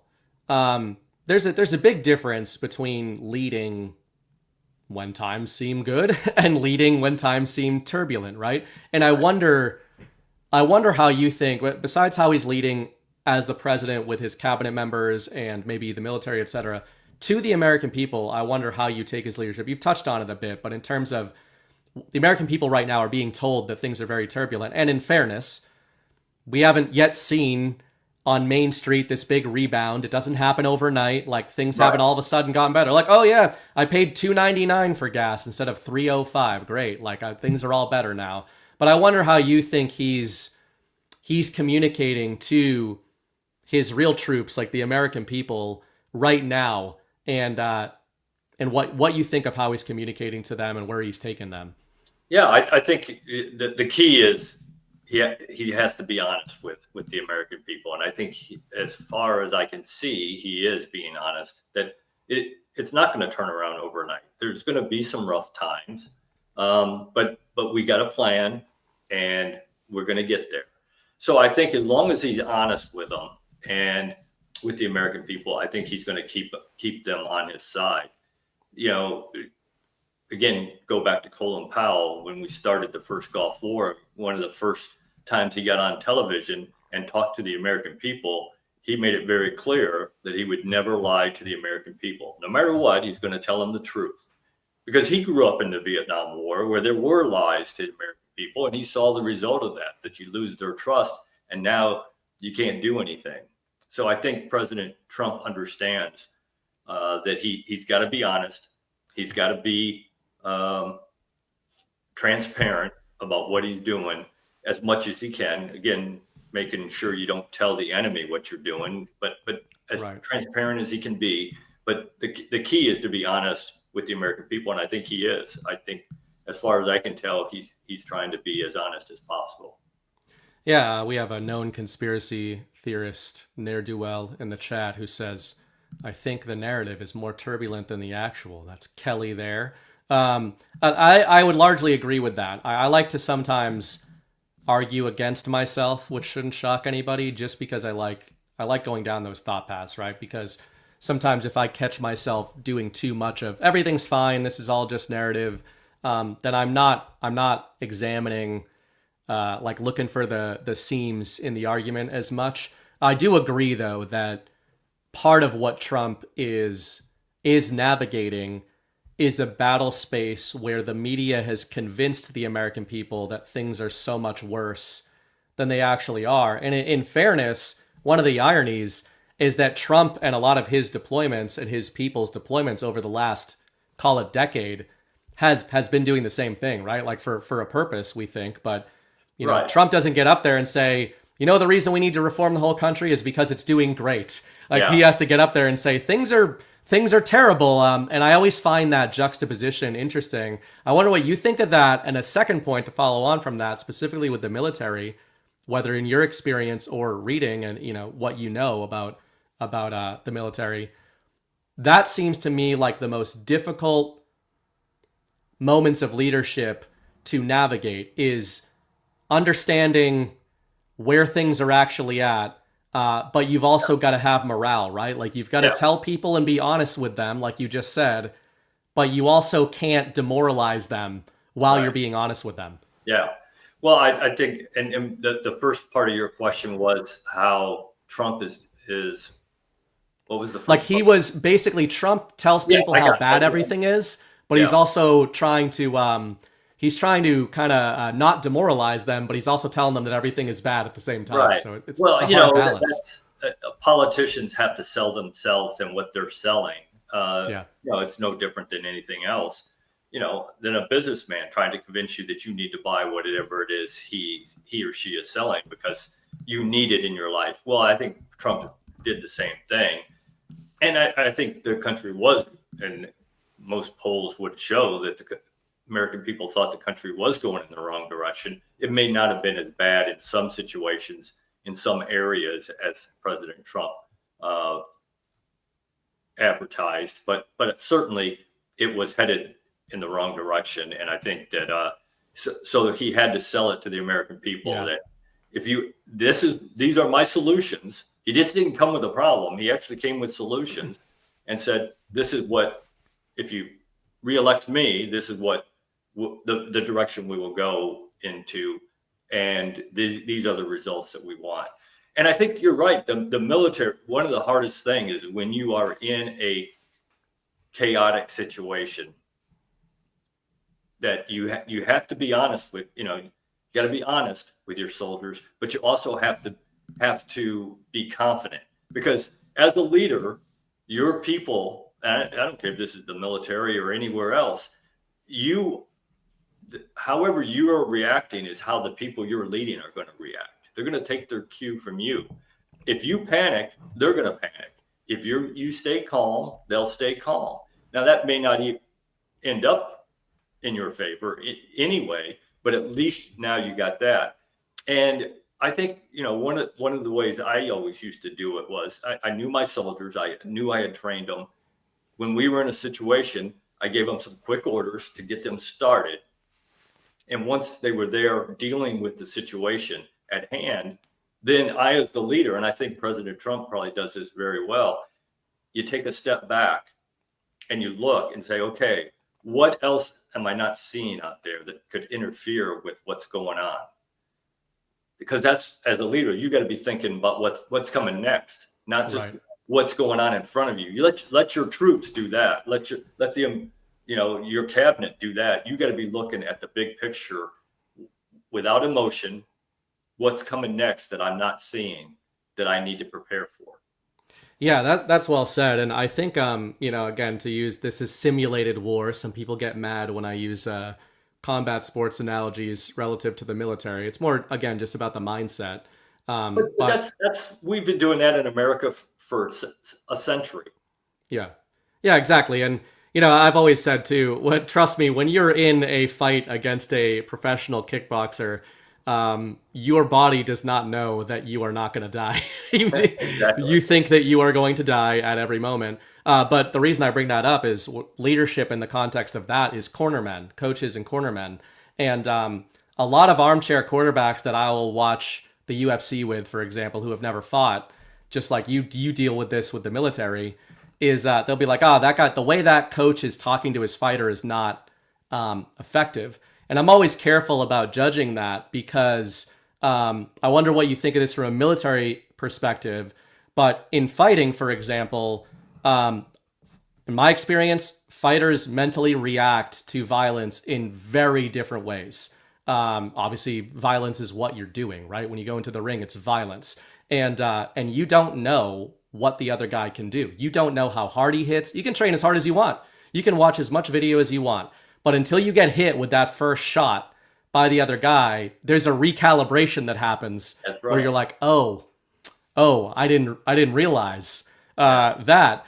And, again, in my experience, my coach, the reason I gravitated toward this one coach in particular is because he had a way of communicating to me where I couldn't think clearly in fights. It was very instinctual in baseline for how I moved around. But he would code into me directions and like one thing. So we would focus on one thing per round. And if he saw a problem, he would say, pocket, pocket, pocket. The way my mind was wired was to threat assess. So I was not thinking about what I was doing. It was what the opponent was doing. So he'd tell me, pocket, the problem is the pocket. You're too close to the pocket. So then I would know, get away, get away, get away, right, and move. But then other fighters, they would have a whole strategy. They'd sit down between rounds and the coach would be like, what you're going to do is throw a cross and you're going to reroute. And what he's trying to do is this. And that would work for them. But for me, it was like forward, backward, forward, back. But I wonder, how do you, in the military and then much bigger scale, the president, how do you navigate knowing that there's also totally different types of followers and mindsets that are following you, right, and trying to navigate like macro leadership of the group with how is my gunner responding to what I'm saying right now? Absolutely. I talk about this all the time that, as a leader, you have to get to know the people you have the privilege to lead, because if you don't, then you don't know how to interact with that person. You don't know what they're good at, what they like to do and what they don't like to do. And I've seen it where somebody has assigned a project to somebody who that was probably the worst person in the room to give that assignment to. That wasn't their strength. That isn't what they like to do. And the person sitting right next to them, that would have been a great assignment for them. But the leader didn't know which one was which because they didn't take the time to get to know them. And I think, your point about the boxing is exactly right. And you can apply that to anything, the military, the business, whatever. That one of my favorite things to say, and I believe 100%, is when somebody comes up with a strategy, a plan, or whatever, I said, the enemy always has a say. And the enemy can be somebody that's shooting at you, or it can be time. It can be a boxer. It can be your competitor out there in the business world. You got to understand, I don't care how good your plan is, that they don't want it to work, and they always have a say. So you always got to be thinking, well, what's my backup plan? What's plan B? What's plan C? Because they want to win just as bad as you do. And whatever context we're talking about, whatever profession, they want to win just as badly as you do. And so you always have to be thinking about that. I think it was Mike Tyson who said, everybody's got a plan until they get in the ring and somebody punches them in the nose. Yep. And then, like you said, it all goes out the window at that point. Yeah, I remember actually it turned into my best fight, but I thought it was going to be my worst because I was very intimidated, uncharacteristically intimidated. I had fought for a while and got pretty confident. And then just for whatever reason, this guy, we were in a tournament and I saw him in the semifinals and I squeaked by my opponent and he just demolished this guy. And I watched it. So, and my training partner knew that I was shaken. But he knew how to talk to me. He was happened to be my best friend from childhood, who then became my training partner. So he knew me on a deeper level than even coaches knew me, and knew I was nervous. And all he knew, for me in particular, if you threw 3 sets of instructions at me, like, it was all going to go out of my head at that kind of stress. So he just told me one thing. He just said, hey, every time he leans forward, he drops his lead hand. Like, do with that information what you will. Yeah. And for the way my mind operated in fights, I could remember and think about one thing. So then it was coded into me of watching.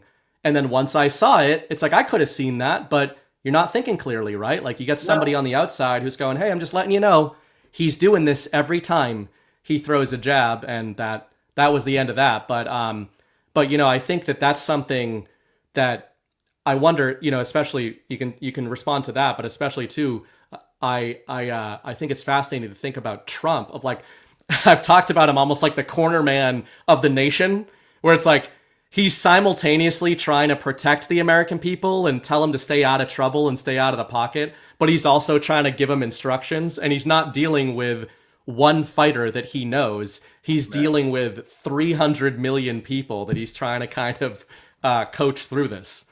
Well, I think, that's the problem every senior leader eventually runs into, is how do I influence 50,000 soldiers as a corps commander?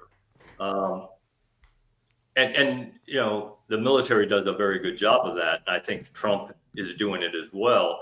In the military, you're not controlling 50,000 soldiers on a daily basis. You're controlling the five division commanders you have under you, who are then commanding their brigade commanders, who are then commanding their battalion commanders. So 3 to 5 people is about all that you can really have a direct control over in a situation. And I think President Trump, again, with his cabinet picking people he trusts, and he's allowing them to put some of that information out so he can be that corner man and not have to give instructions at the same time, or he's the one giving the instructions and his cabinet are doing the corner man piece, helping the American people understand what's going on. And I think that is the way you have to do it when you're talking about a large organization or a large leadership responsibility. He obviously can't get to know everybody.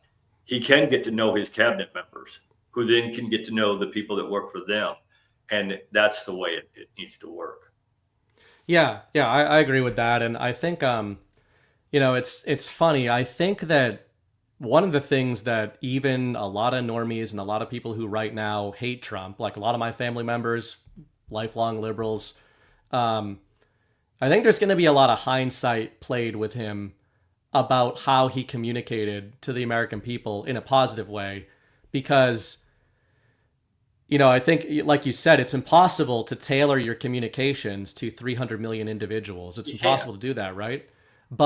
And yet, I think that the wisdom of Trump, besides Patriot plans and besides the intelligence he has at his disposal, etc., I think that there's a wisdom to him that he understood the overall makeup of the American people. It was almost like when he came back in, or when he came into the zeitgeist, he was seizing on this recognition that the American people are actually a lot smarter than the establishment is telling them they are.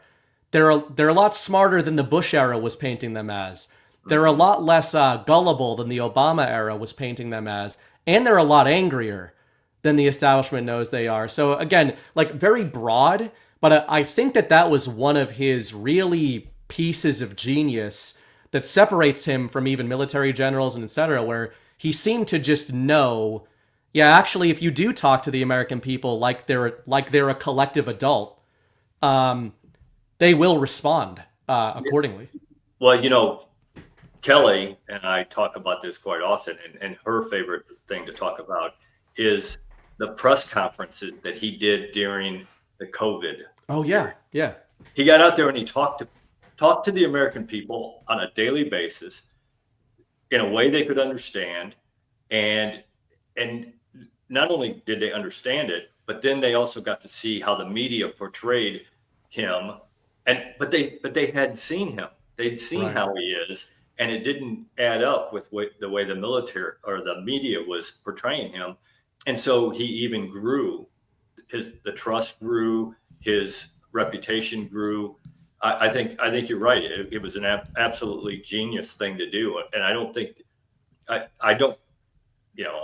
do I know for a fact? I don't know that that was part of the plan, that he wanted to do that, but he certainly accomplished it, whether it was his plan or not. Right.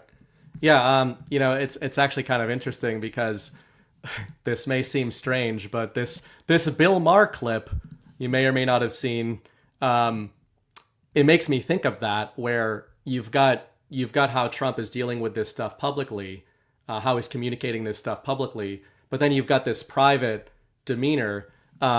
This is just a quick clip that's about a minute long. I don't know if anybody missed this news. Bill Maher, liberal, Hollywood liberal, Trump hater, never Trumper type of guy, but he recently had dinner with him. And this is what he said, which I like to get out of my mind what I think is going on with Bill Maher, because I don't think that this is a revelation for Maher necessarily. I don't really believe him. But what I want people to focus on is what Maher says here, I think, is a revelation to people that watch Bill Maher on a weekly basis. So we can can see what you think of this in terms of how Trump has been communicated, which is basically what you just said, how people think Trump is versus how he actually is. At one point, we were walking through it is an amazing tour of the whole house. And I don't remember exactly what we were talking about, but it must have been something with the 2020 election, because I know he used the word lost. And I distinctly remember saying, wow, I never thought I'd hear you say that. He didn't get mad. He's much more self-aware than he lets on in public. Look, I get it.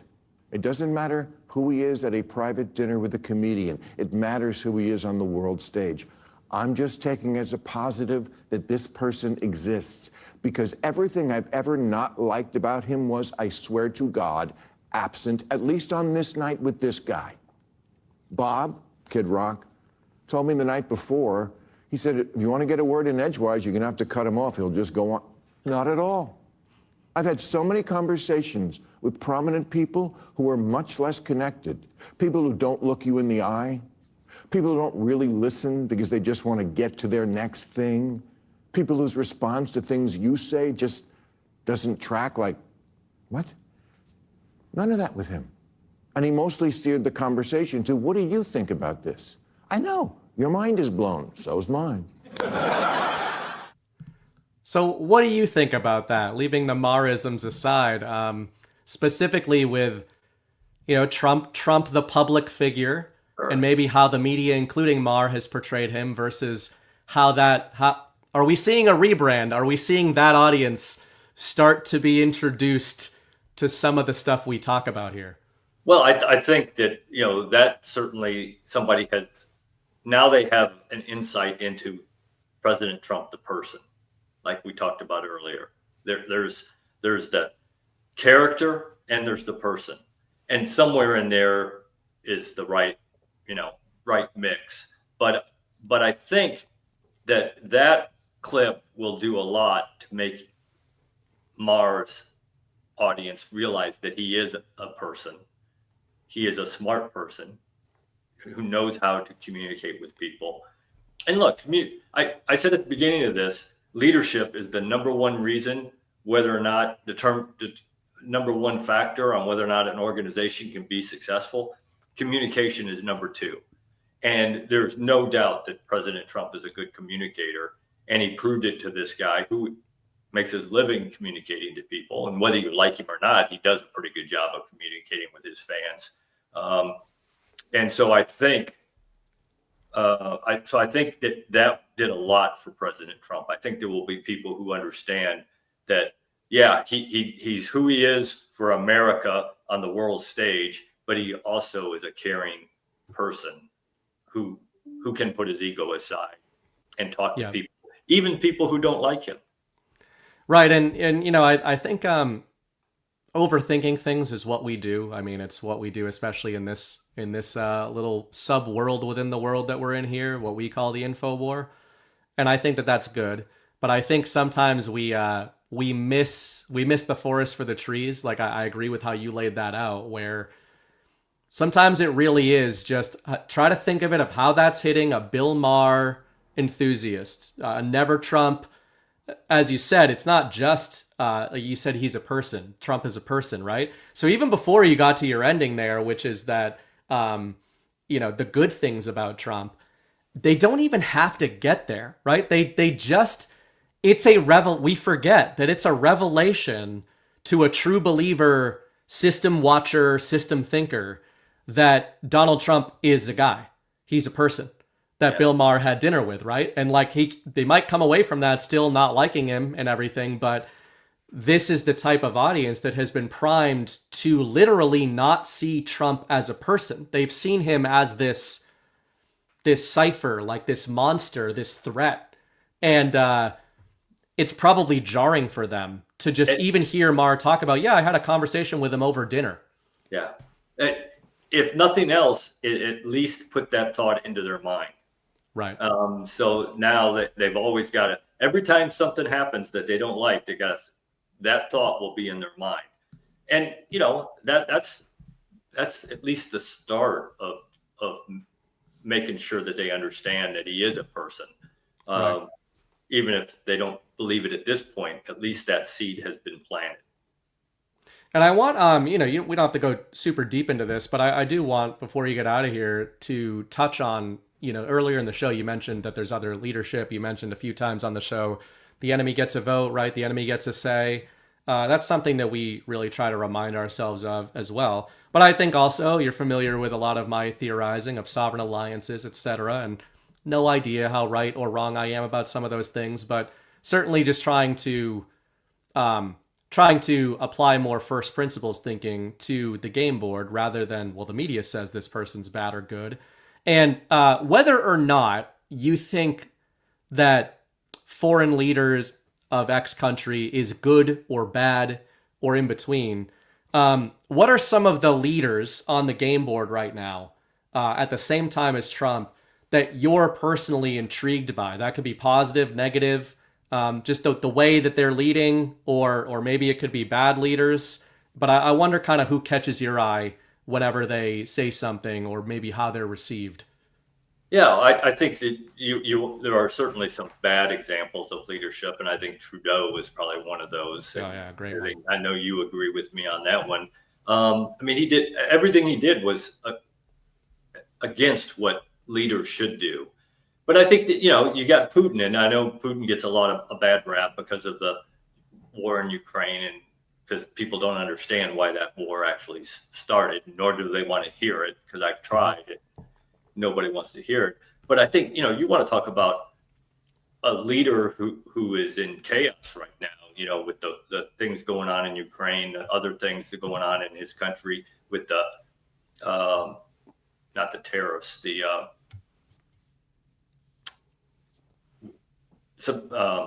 where they're trying to not give them, do any trade with them or whatever, embargo or whatever. Right. Yeah. So he's trying to navigate that along with Europe, who many of them are upset with him and believe at least the leaders believe, or they're saying they believe, that he has ambitions to go into Europe, which I don't believe at all. And he's trying to do some deals with Xi Right. and China, who is also an interesting guy. You think about the dynamics he's going through in a completely communist country. Right. I think those are some leaders that I really am interested in. And then the Saudi Arabia, MBS there. Yeah. That's Ghost's wheelhouse, but he's a fascinating Yeah, I mean, one for when sure. I hear Ghost talk about him, I'm just enthused, about learning more about what he's doing and how he's doing it. Because again, the environment he was thrown into or entered was not a very safe place for somebody with his ideas. And I think he's navigating it very well. But then, you've got, like I said, Trudeau's one of those. I think Merkel made some bad mistakes. Right.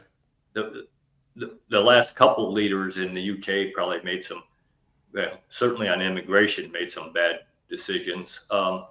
So I think there are lots of different examples out there. And again, we can't fall into how are they being portrayed by the media, because who knows what that means. But just look at the results. Like you said earlier, you want to figure out what kind of leader they are, look at the results, because good leaders get results. Doesn't matter what else you do. If you don't get results, you're not a good leader. You have to get results. In the real world, results do matter. Yeah, I think that's a good way to put it. We talk about first principles thinking all the time, and that's I'm glad to see that line of thought getting more popular. Strangely, I even see there's many different pathways people have into talking about this kind of stuff, and one of them is Tesla investors. Like I noticed, because I became very interested in Elon Musk and Tesla in the last few years from a different lens that I used to be interested in that. Like I'm sure a lot of us looking at Elon Musk a little bit differently. But you'll find if you speak to even liberal Tesla investors, they're far more likely to use the term first principles than most other people. And it kind of shocked me at first until you start listening to Elon Musk talk. Right. And he speaks in first principles. He routinely talks about first principles. So as an example, a lot of Americans see a Tesla Cybertruck and they're like, it breaks their brain, right? Because it looks like this strange geometric shape. Now, whatever you think of the end result there that you mentioned, the reason that it was developed that way is absolutely fascinating, because what Tesla did is they threw out the design of a pickup truck, an American pickup truck, and just said, well, why does it look like that? Well, it looked like that because the Model T was designed this way, and then that was iterated, and then the production lines, and then this and that, right? And what they try to do is go, okay, but what if a pickup truck never existed? What if we just started designing what one would be, and what do we want it to do, and what would it look like? Yeah. And again, it just makes me think of that when you look at some of these leaders. One of the things I look for of trying to pinpoint who do I think is a real leader, whether they're good or bad, and who do I think is just playing games, is how much do they speak in first principles. I think we know Trump does, but I think when you mention Putin, another interesting thing about him is that whether you agree with him or not, he just came right out at the very beginning and said, we are going into the Donbass because these people are Russian and we are liberating them from Nazis and we are going to denazify Ukraine, right? Like he laid out, this is my thesis as the leader of Russia. Right. And then you're allowed to respond to that thesis or throw the whole thing out. But, you don't find Keir Starmer or Emmanuel Macron laying out a thesis like that. You've got Trump and Putin saying, this is what's going on, and this is what we're going to do about it. Right. Yeah, and you're right. Musk does the same thing. Somebody asked me on a podcast, I don't know, probably about 6 months ago, they said, if you could have lunch with anybody in the world, who would you have lunch with? And I didn't say Trump, I said Elon Musk. Again, whether you like the guy or not, he's brilliant. And can you imagine sitting down with him for an hour and just talking to him? I mean, it probably even blow your mind. Yep. He's never going to admit that this has been long in the planning.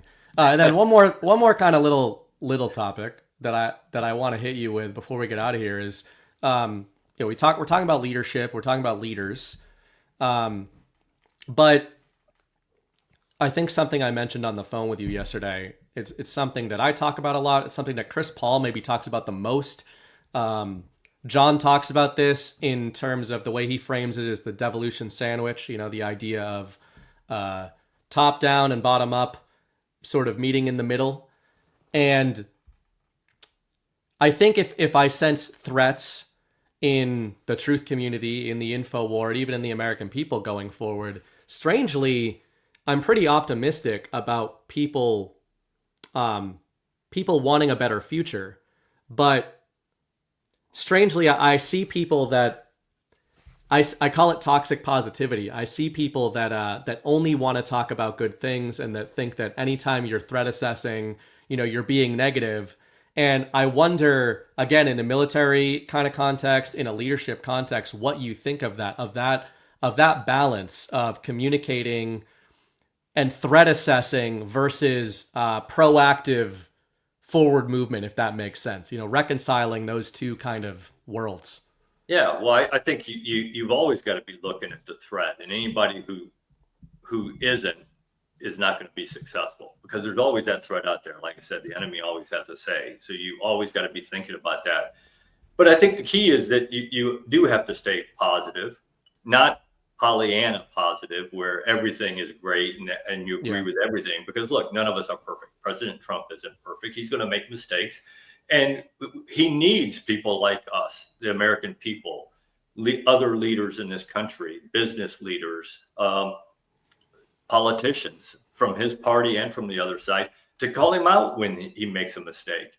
And, that's another good sign of a good leader. First principles, takes care of people. But another good sign is that they admit when they make a mistake.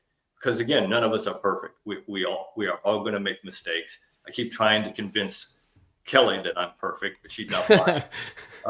Yeah.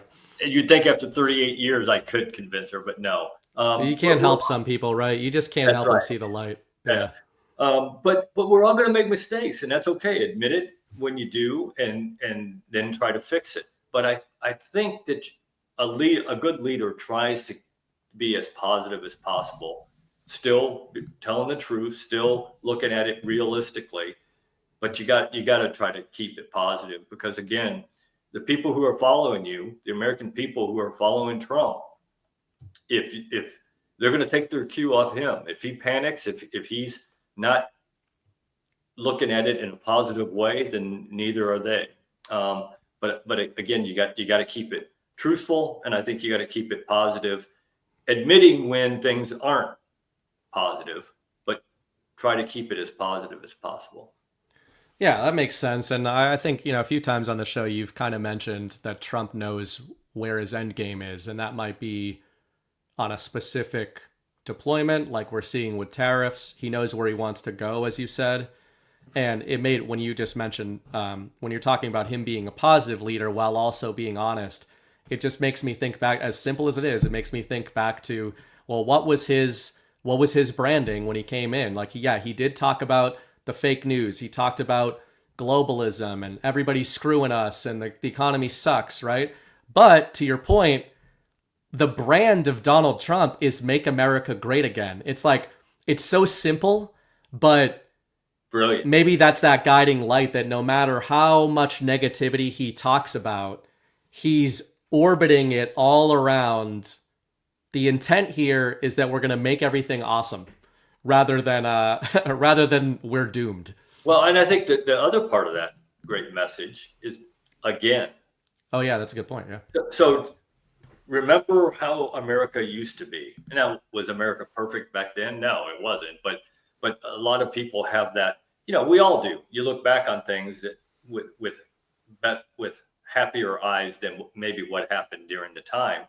And so he was kind of drawing them from, remember how it used to be? We can do that again.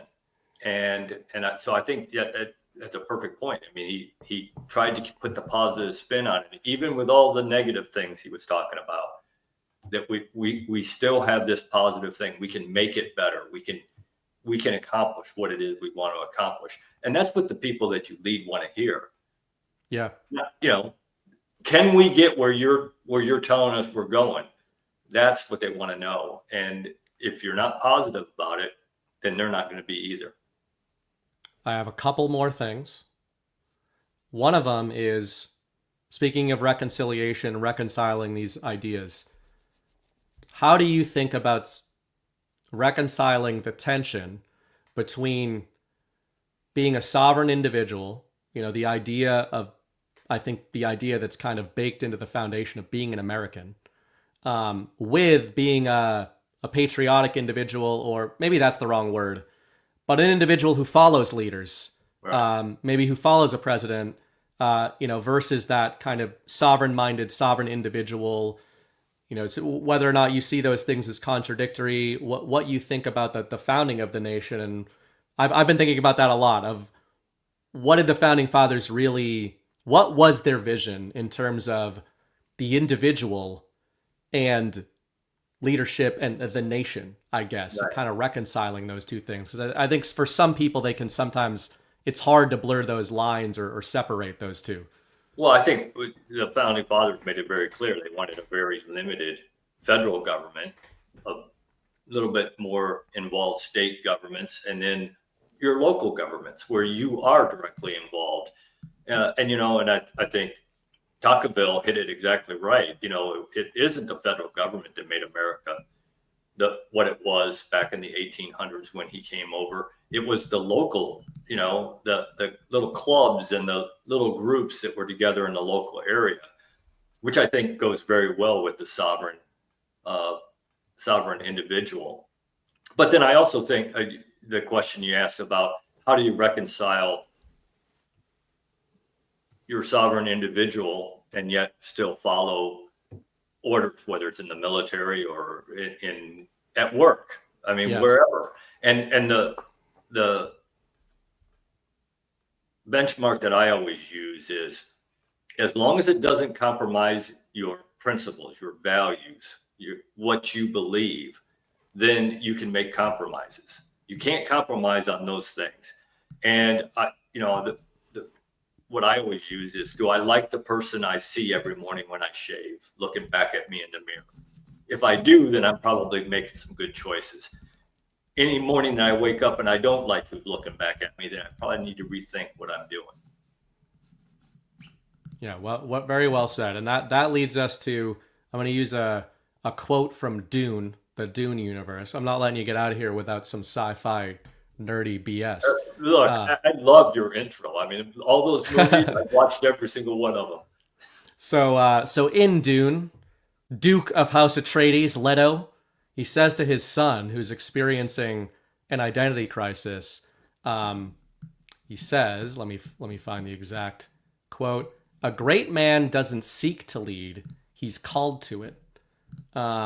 Would you agree with that? How do you interpret that? And maybe in the context of Trump, in the context of the military, in the context of the great leaders in history, are they born or are they called to it? Well, I think there's a combination.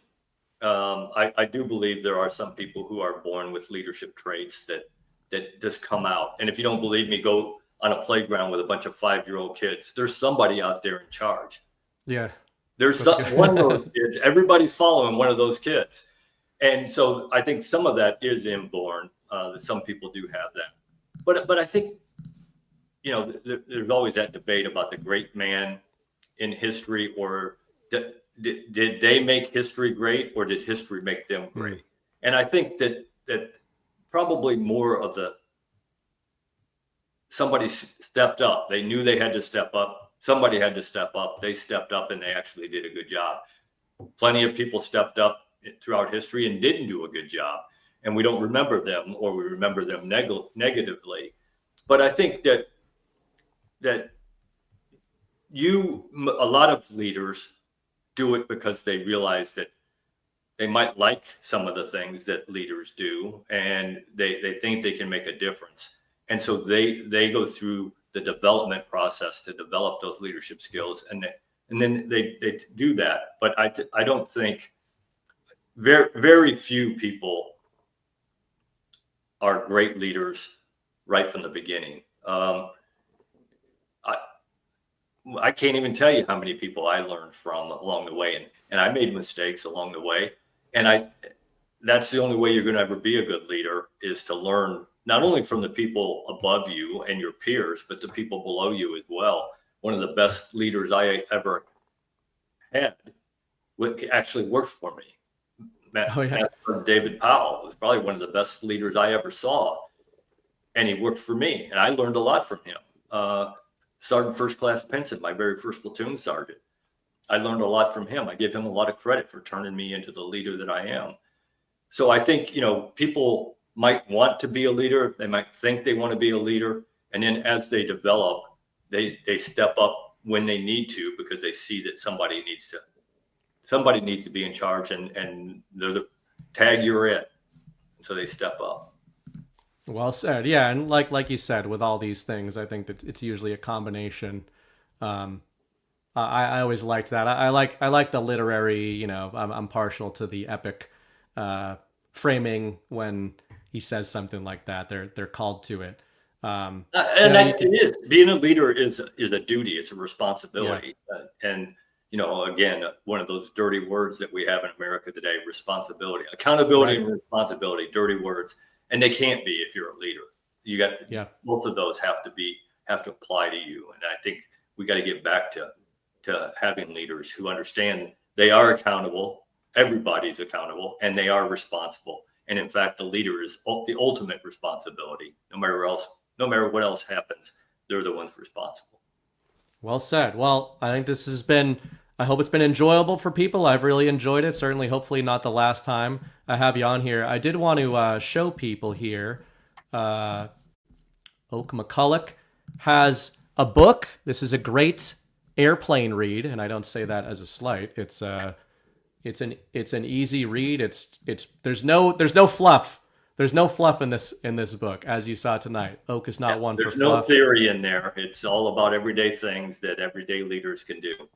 So you guys can go to, this is available on Amazon as well, but Oak's got this book, Your Leadership Legacy by Oakland McCulloch. I could show people on Amazon, but then it's going to show my name and address, so I'm not going to do that. But you can go to, I'm going to post this in the chat. I will post this online. LTCOakMcCulloch.com is where you can get the book, or you can look this up, Your Leadership Legacy, on Amazon. I saw that it's available pretty much in every format. Audio, you got Kindle, you got paperback book, etc. So highly recommend this. Is there anything else you'd like people to know, or anything you want to leave them with before I move on to the segment with the people? Yeah, I always try to leave with this. Leaders make a difference in people's lives. You're going to every day, good, bad. You're going to make a difference in somebody's life. You ought to make a conscious decision to make a positive difference in somebody's life every day. One person, make a positive difference. Imagine how much better our families, our neighborhoods, our communities, our cities, our towns, our states, our country would be if everybody did that. Right. And imagine if our wives listened to us, how much better their lives would be. I'm not going there. Man. See, usually I can just slip it in there and I get people in trouble. Like I'm very comfortable in the doghouse, but I like company when I'm in there because it gets a little lonely. No, Kelly's great.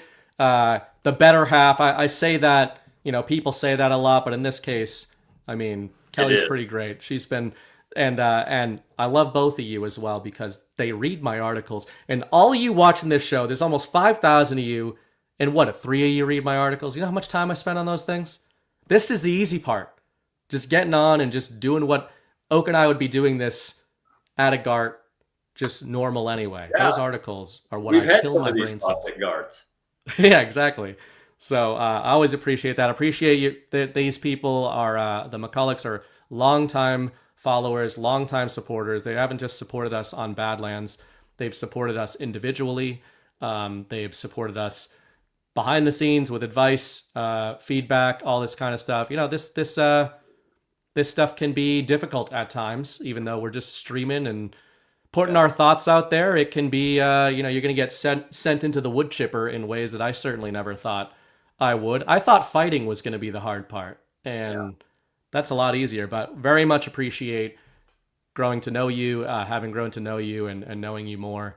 And people love your presence at GARTS. And I also want people to know on Oak's behalf here that whether it's Oak or whether it's General Quast and some of these figures that come to our events who like what we're doing, just go up to them and talk to them, guys. Absolutely. Just like us, just like anything, we're all just regular people. Even if some of these guys have a different set of experience and skills, etc. Just go talk to them, talk to people. That's what these things are all about. That's right. And thanks for having me on the show, Burning Bright. I really appreciate it, and I love the conversation. And it was a conversation, but I don't think either one of us knew where this was entirely going. Yeah, exactly. We never know, right? The roadmap is so that we can go completely off the map. But I'll get to the rants here. You're welcome to hang out for a few minutes if you want. Otherwise, if you want to take off, I will get to the people and then start closing the show out. I'll talk to you later. All right. Thanks for joining. All right, guys. Hope you enjoyed that. Oak McCulloch. Again, that's LTC, Lieutenant Colonel Oakland McCulloch, McCulloch. It's in the description of the video, the spelling of his name. You can go to ltcmcculloch.com, grab his book there. He speaks, he does different speaking appearances, and great guy to talk to. His wife's okay too, but she's a bit of a bad influence on Mrs. Bright, I have to say. It is funny though, as corny as it can sound when you talk about imprinting leadership qualities onto people. When Oak talks about communication, those cliches are there for a reason. And Mrs. Bright and I used to have communication issues. We had a good bond, but a lot of fire with fire would be going on there. So learning how to navigate that. Now she recognizes, partly because of this audience, so thanks guys, just how great I am.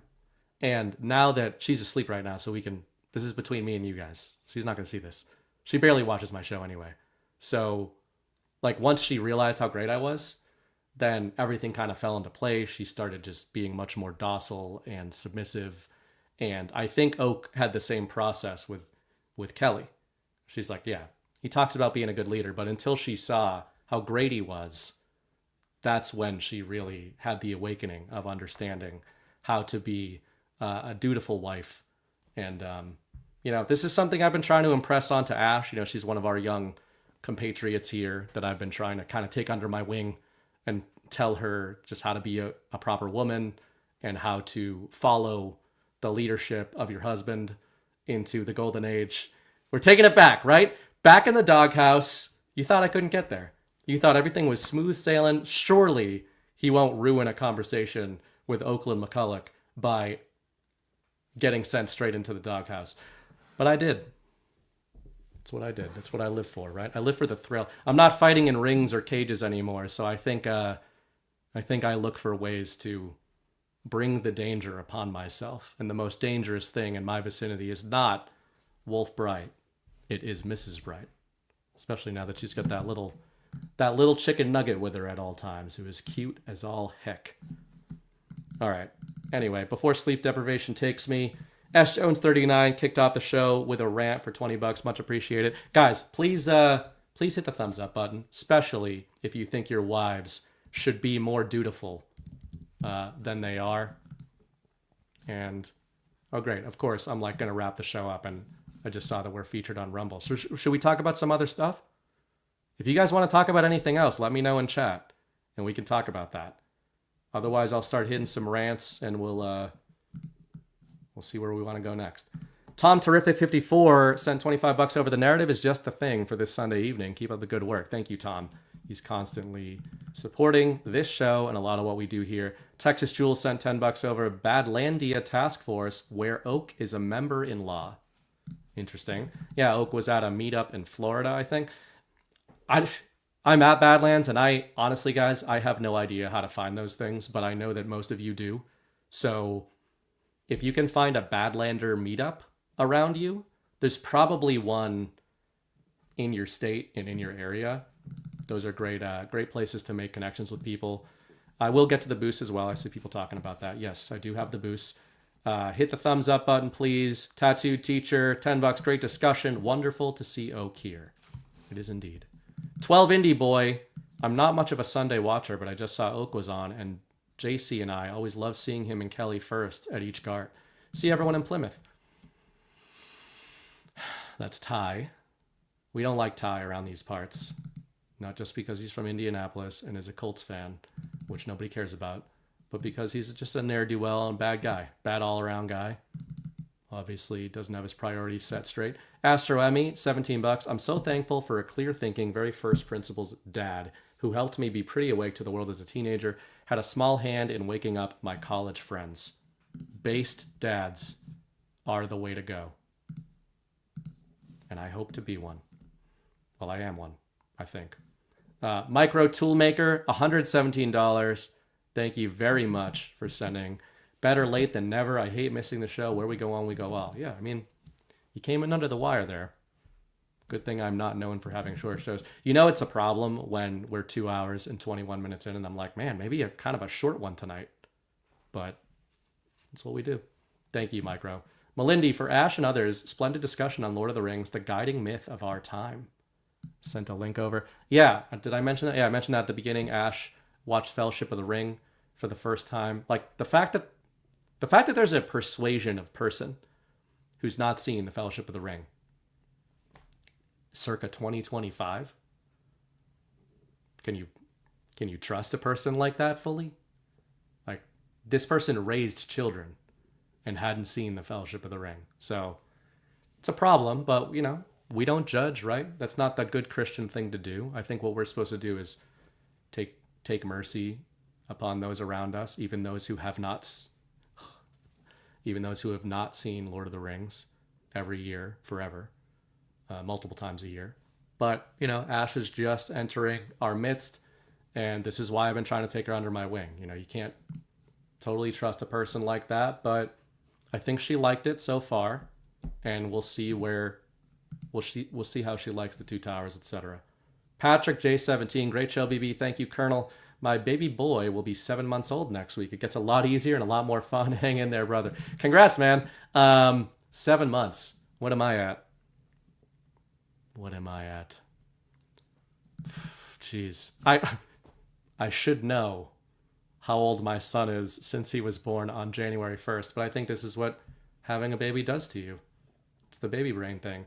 So he's 4.5 months old, and yeah, it's tough, but we're starting to get those interactions now, like the feedback loop that some other parents have talked about. That's awesome when they start laughing at you. He thinks I'm hilarious. So some of my best material gets him every time, like just looking at him funny and stuff. So that's always a big confidence boost. Mrs. Bright does not think I'm hilarious anymore. Melindy said, let's talk about when you and David Whitehead will be doing a show together. Now that's a name I haven't heard in a long time. David Whitehead used to be on Badlands. He's a Canadian. I had a Canadian on this show, not just once, but 2 weekends in a row. And I think we just need a bit of a detox from them. They get really I married one. They get very uppity if you give them too much kind of airtime. They start walking and talking and acting like Americans, and you got to make sure that you don't pump them up too fully. But yeah, can take that under consideration. I'll hit some boosts as well, and maybe some quick hit thoughts that I don't think will be super long before we get out of here. And for boosts, we have Arlene sent over $10 last week. Burning Bright and Ghost are two of my favorite Badlanders. Thanks for sharing your knowledge and research. Enjoy your programs and learn so much from both of you. Thank you. I might have got that last week. But Medic79, $17. I asked Partial the term Sovereign Alliance was coined by Burning Bright, an individual known from posts on X, to describe a theorized mutual plan among core leaders of an anti-globalist movement. This concept emerged in discussions tied to Q.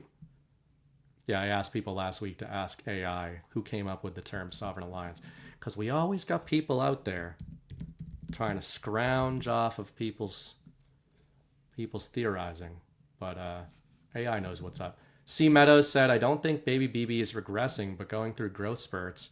They last around a week and happen every 4 to 6 weeks. You may have to add an extra ounce to his bottle at feedings. Thank you. Yeah, who knows? It probably was a growth spurt. It's hard to figure out what's going on with them. We keep joking that we think that he's entering a routine, and then there's a regression. Anytime we ask anybody, they're like, oh yeah, that's the 4-month regression. Oh yeah, you're talking about the 4-month and 2-week regression. And yeah, look out for the 5-month regression or the 6-month and 2-day regression. Classic case of the 7-month regression you got going. What's a 1-year regression? Yeah, 18-month regression is a big one. So, I mean, I'm not saying you're wrong, but I'm just saying, are babies just always regressing? At what point are they going forward? That's what I'm trying to figure out. Anyway, appreciate the dad advice. If we have any quick hit sort of things, did we talk about this on Wednesday night? I don't know if we did. I wanted to hit this. I saw some people saying, hey, mention the Sovereign Alliance, talk about the Sovereign Alliance. Speaking of, for anybody who's coming in here from the main page of Rumble and you're like, why am I watching this? First of all, I don't know. You clicked on it. Not me.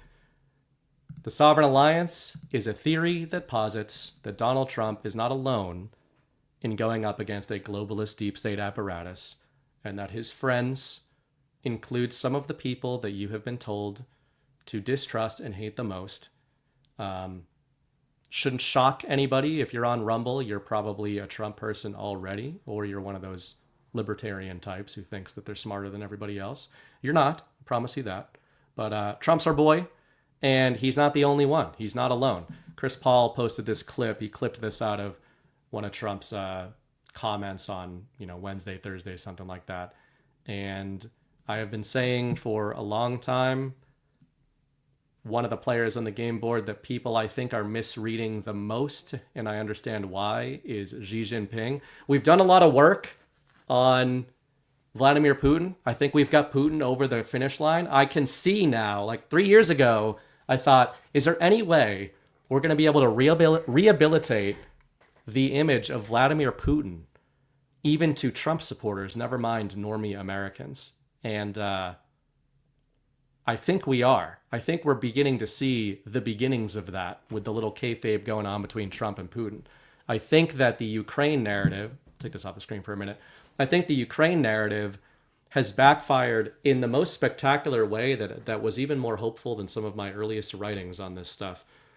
We are seeing the Overton window shift so sharply against Ukraine. And one of the things that, if you've followed my Substack writing for the last 3 years, one of my theories I've been laying out is, hey, this is how narrative whiplash works. If you get people to fully emotionally buy into the initial story, such as the Ukraine narrative, the Russian invasion of Ukraine, you don't have to worry about that at the beginning, even if you see through the bullshit. You actually want people to emotionally attach to whatever the narrative is, because if you're right, and if that narrative unravels down the line, narrative whiplash really only hits people if they have emotionally engaged with the narrative in the first place. It's like a twist in a movie. Twists don't really hit people who aren't emotionally invested in the movie. If you emotionally invest in the movie and then you get hit with a twist, what's happening there is you're getting hit with basically a rug pull. Like you got rug pulled, and it's actually fun when you're watching a movie. It's not fun when you're dealing with reality. And yet what that does, and what most of the people watching this show understand, is that is going to result in what I call shatter points, which are basically opportunities for you to reevaluate everything you thought you knew, and then reverse engineer those assumptions into what could actually be going on. I have said on most of these shows, my analysis does not end with playing the opposite game about mainstream media narratives, but it absolutely starts with the opposite game. And if you're new to sort of narrative warfare, etc., and you're just following everything through the lens of the media is lying, like, okay, sure, yeah, the media is lying. Just don't stop there. Start playing a game where you take the enemy's narratives and you don't just try to reverse engineer the macro, you try to reverse engineer the component parts of the story they're selling you. My friend Chris Paul, who I brought up on the screen there, is very good at doing this. He's one of the best at doing this. He doesn't really pay attention as much to the overarching macro narrative, although he does. He looks for what is the central argument that this is trying to guide me toward, and why might they be trying to get us to believe this? This is something Chris and I talk about all the time on our Tuesday night show, Story Hour, and that's a show where we talk about movies, but the point of that show is that we talk about stories. We talk about storytelling. It's a huge blind spot, not just in conservatives, which it's a huge blind spot in conservatives, but it's a blind spot in the American people. When you understand how stories are constructed, you can reverse engineer them. So rather than arguing about what a specific narrative deployment is about, what you should try to do is figure out, stop worrying about what is true and what is false, which sounds very antithetical to a lot of people. Start focusing on, as Chris says and as I say, what does the storyteller want you to believe?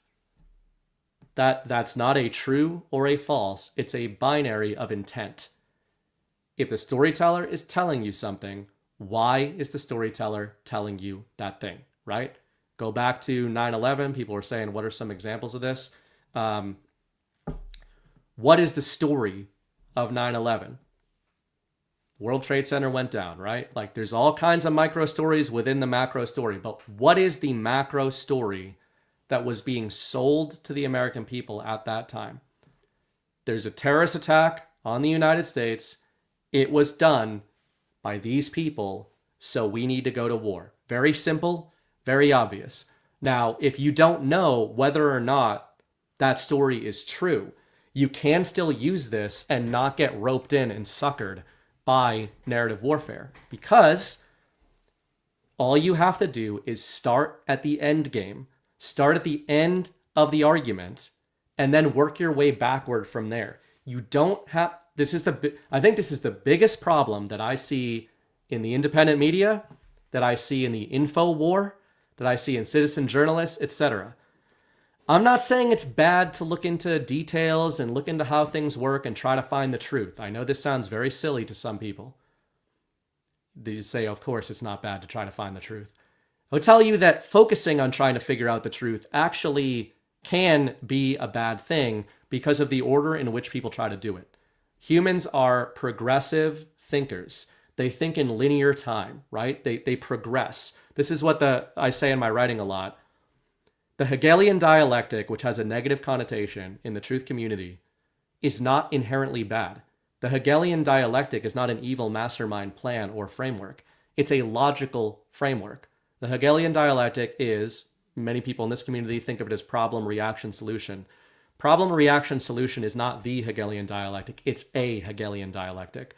The Hegelian dialectic is an overall framework that posits when you take a thesis and then compare it to its antithesis, you will get a resultant synthesis. It's simply the synthesis between the thesis and the antithesis, right? The solution, the reason I'm saying this is, the solution is where you start when you are trying to reverse engineer the Hegelian dialectic. So even more so than 9/11, maybe one of the easiest Hegelian dialectics the American people have been programmed with was the Gulf of Tonkin incident during, that kind of got us involved, or at least was partially responsible for getting us involved in Vietnam. If you spent all your time trying to figure out whether or not the Gulf of Tonkin incident happened as it was reported to you, you're not going to figure that out because you're having to trust intermediaries with the information all the time. Again, this is something that Chris talks about all the time and that we hammer on all the time. If you're focusing on trying to figure out what's happening, somewhere along the chain, whether you're talking about Donald Trump, military intelligence, OSINT, open source intelligence, your favorite citizen journalists, your best friends, your own mind, if you're trying to figure out what's actually going on, you are outsourcing your trust and your discernment at a certain point in that process, right? Even if only you are the one who's trying to figure out what's going on, at some point you're going to look at a satellite photo, you're going to look at statistics, you're going to look at a historical account of what happened. In the moment that you do that, if you don't keep a steady mind, you're outsourcing your discernment to whatever that source is, right? We're talking about Patton earlier in this show with Oak.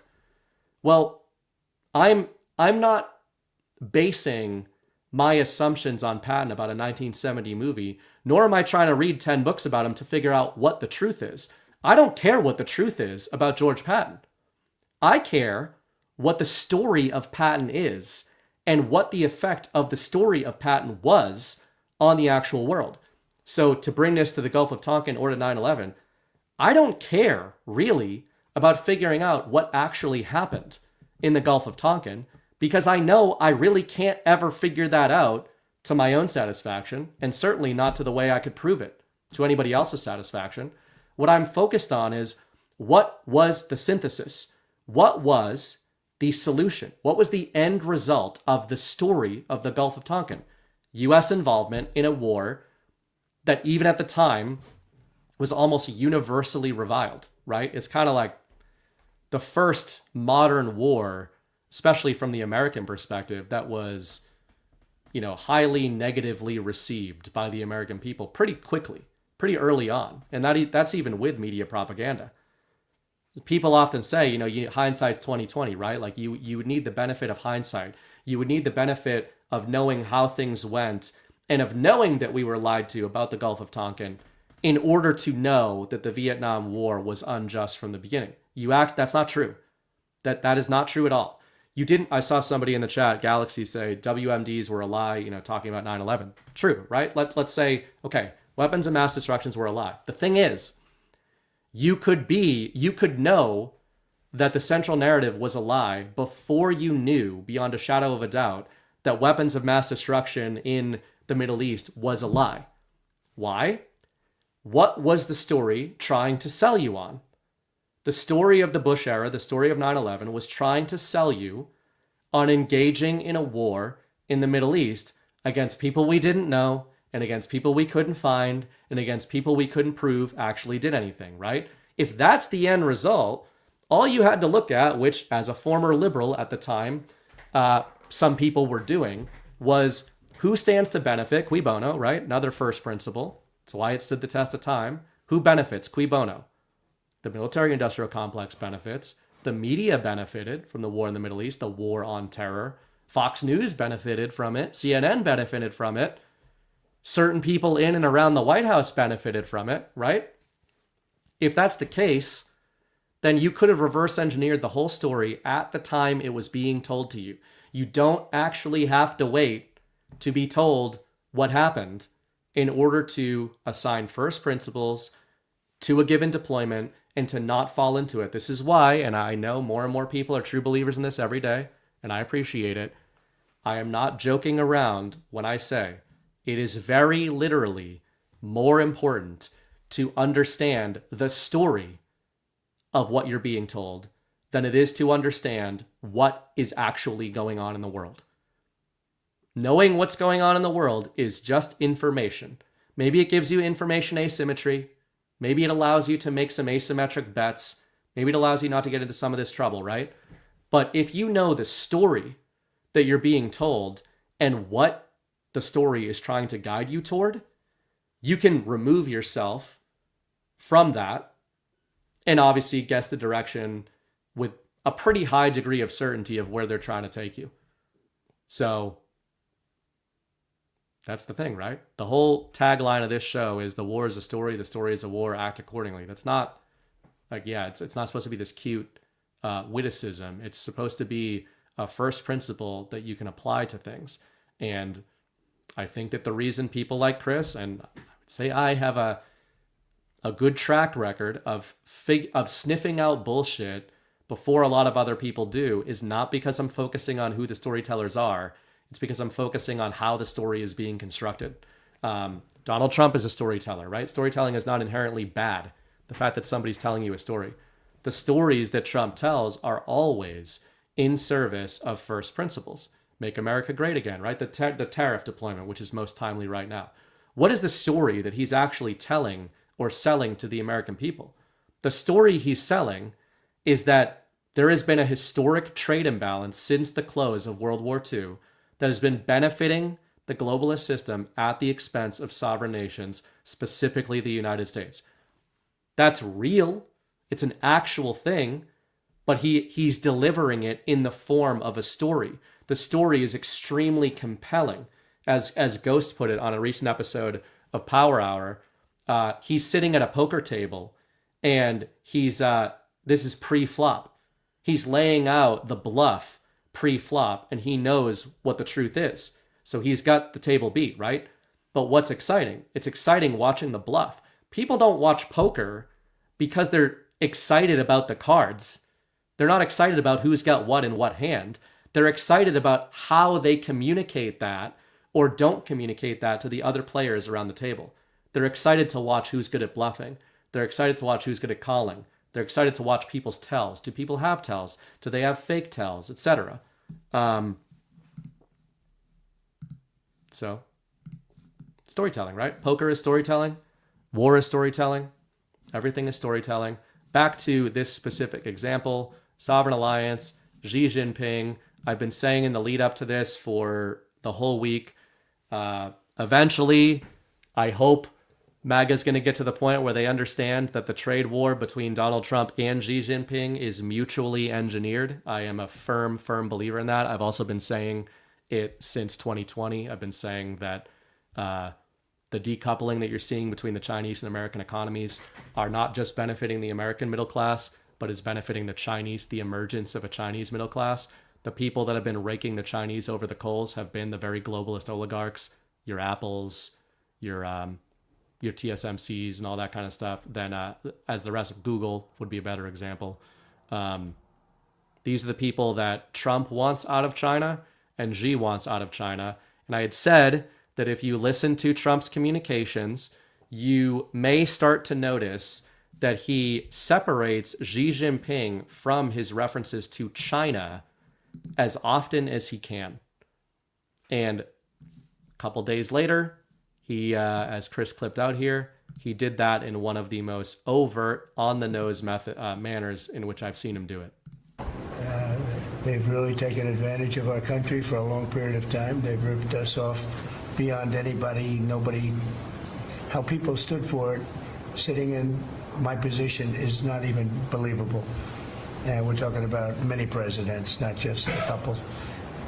But they did, and all we're doing is putting it back in shape. We're resetting the table. And I'm sure that we'll be able to get along very well. I have great respect for President Xi. He's been, in a true sense, he's been a friend of mine for a long period of time.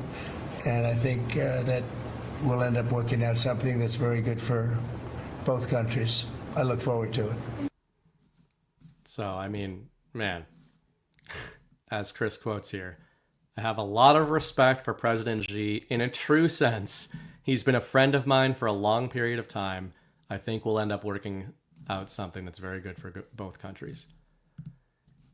Does that seem like a guy? I know there's gamesmanship going on, etc., but he doesn't have to put those asides in there. And doesn't it seem a little contradictory that he's bluff charging China, he's bluff charging the CCP with tariffs and all this kind of stuff? Or not bluff charging, but that's what the media is telling you, that he's bluff charging. And then he's telling you that he's close friends, or he's longtime friends with Xi Jinping. He thinks they're going to get a deal done. It's the same kind of stuff that, as I've also been saying for a long time, the deal is done with Vladimir Putin. One of the things John and I on the Power Hour have been talking about for 3 years. Yeah, 3 years. Is that, mark my words, the deal that eventually gets signed between Vladimir Putin and Volodymyr Zelensky, etc., is going to be virtually identical to the deal that Vladimir Putin first proposed in March 2022.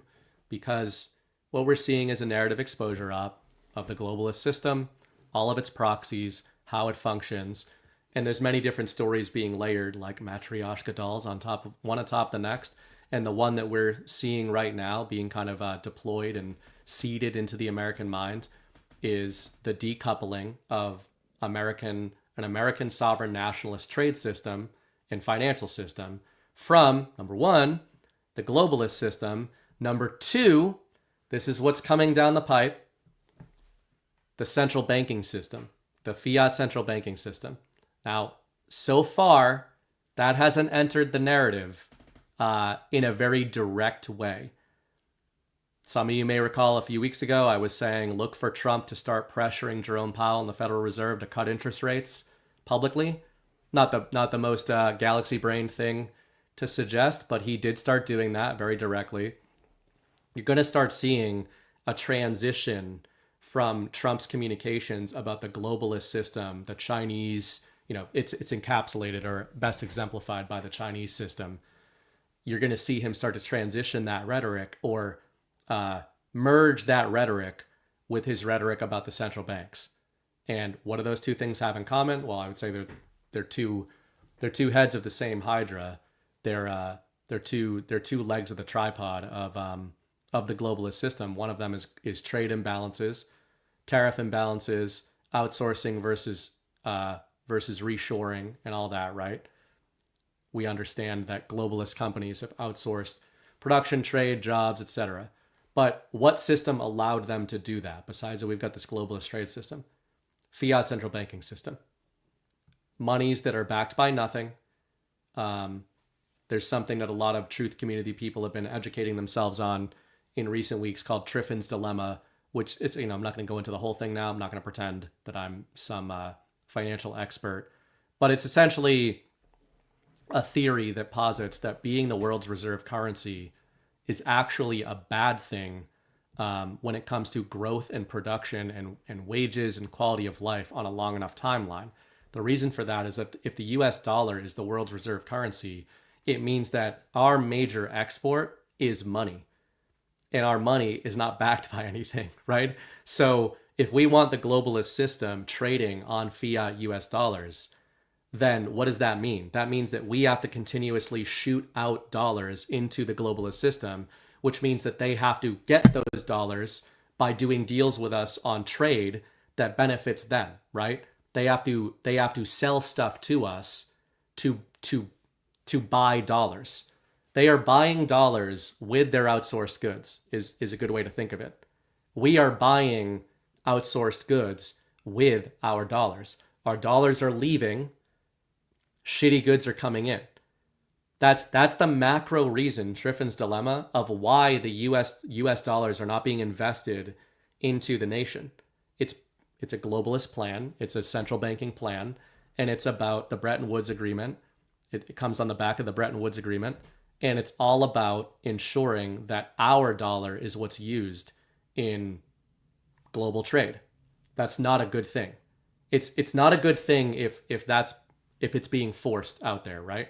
You want a free market system of currencies that are competing with each other. I like Bitcoin. I'm a big fan of Bitcoin. This is the main reason, a lot of people that think Bitcoin maxis are just talking about number go up technology and sound money. Yeah, they're talking about sound money, but they're also talking about facilitating global trade with a neutral reserve currency, a neutral, traceable, trackable reserve currency that has, that the biggest thing is it has no central issuer. Gold fits the same bill in many ways, which is, you guys are obviously seeing gold surge to record highs. I think that's going to continue. It's going to keep going to record highs for a while here. I do think Bitcoin is going to follow on a lag. It usually does. I think that there are some disadvantages to gold. G Money on our network has his own theory of the Q drop, gold shall destroy the Fed. He thinks that that's not talking about gold revaluation. He thinks it's talking about the idea that central bank, who holds the most gold is central banks. So, there's a way to get that stuff away from them. And I don't think it's all just about seizing gold, although that could be part of it. I think it's about going around them in a sly roundabout way, as a famous economist said, whose name I can't remember. Could have been von Mises. Anyway, lots going on there. I would look for that. If you guys are interested in any of this kind of stuff, some of my writing recently, I didn't get anything out. I didn't get anything out in the last couple of days because, new dadding and all that. This one didn't get a ton of views when I first published it a couple of weeks ago, but man, is it surging in the last few days. If you guys want to go to burningbright.substack.com, it's all free. Everything I do over there is free. Reality Wars, Winning the Game by Breaking It, is something I put out a couple weeks ago, and I would say that on a short timeline, it is holding up pretty damn well in terms of tracking what do I think the macro plan is here with Trump going forward. Why are we seeing this bifurcation between the quote unquote real economy and the fiat economy and the globalist economy. I think this is the very beginning of a pretty great narrative arc where Trump is going to be moving the collective mind through the power of storytelling, through an understanding first of the globalist trade system and imbalances, and then later, probably into our unbalanced currency system.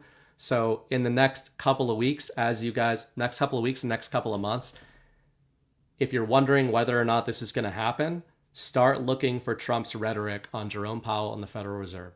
As soon as he starts positioning himself as in opposition to the Federal Reserve, what he's really going to start doing is leaning into the narrative that the Federal Reserve is not acting in the best interest of the American people. Once you see that rhetorical shift, you're going to know that the pressure is ramping up. He's going to force the Fed to cut, in my opinion. That's going to force inflation, which is going to benefit stock markets and it's going to benefit assets. But at the same time, I do believe that he's transitioning us off of this globalist system, which is also going to result in real currency strengthening and revaluation. So I think it's actually going to be the first time that we're going to have an inflationary event via rate cuts without that inflation hurting American people in the short term, because we're going to have trade and production and jobs and all the real GDP, all real production and real valuation coming back into the United States. So I think it's a way of, I don't think we stop there. I think that most people in this audience would agree that we need currency reset. We need global trade resets. You start with global trade, you start moving toward neutral reserve asset currencies. And hopefully the whole world starts to agree with that when you start seeing China and Russia, speaking of those two, doing deals, settling deals to avoid US sanctions with either gold or Bitcoin or whatever you want to say. You should see that as a marker. And I think that's part of how this game is being played, where on the public narrative, the Trump administration and the United States is sanctioning Russia and China. And what's it making them do? Oh, it's for drats. It's making them find a neutral reserve asset to trade with each other, while also decoupling them from our economy. So that's one of the major things. Also, I will say, shout out to G Money again. Used to think he was crazy about this. We've got Mr. Crinkles in chat whose feelings are very hurt because I talked about both gold and Bitcoin. It will shock you to know that this person is an XRP maxi. And it's so funny because, speaking of first principles, I will say G Money has said that XRP is a reverse indicator. And man, anytime I have ever seen somebody bring it up, they are bringing it up. They're an account I've never seen. They're bringing it up in super inflammatory ways for whatever they say about Bitcoin maximalists. And just as a little FYI, guys, XRP, the founders of XRP, which is controlled by a corporation, the Ripple company, Brad Garlinghouse, they have been consulting with central banks all around the world for years about trying to get them to adopt their ledger, the XRP technology, in order to facilitate trade. So the funny thing about people that keep talking about XRP is that they're talking about it being the new rails of the global financial system. Maybe, but I would suggest that might not be the financial system that you want if what they're focused on the most is settling transactions between central banks, not between governments. It was built to replace or run on the SWIFT backbone. We'll see. I mean, I would also say that XRP has a marketing, Ripple has a marketing department, and most of the YouTubers who talk about Ripple are being paid by a company that creates Ripple out of thin air. Very similar to the central bank. It's just a crypto central bank. Other people get very emotional and upset when you say that, but as people know who watch me on any of these shows, I just don't give a fuck. about those people. I was more fiery last week. So refer to the Everybody's a Pussy rant at the start of last week's narrative, episode 17. That was a almost 4-hour one with a ghost. Not going that long tonight. So check that one out if you guys want to. Actually, speaking of ghosts, I'm going to be on the Book of Trump Monday night, tomorrow night. I said yes to him despite having an infant, and Mrs. Bright's mad at me. It is what it is. We're going to talk about Vladimir Putin. We're going to talk about the Sovereign Alliance, specifically Russia's role in the Sovereign Alliance. The Sovereign Alliance was the whole theme of episode 17 of the narrative.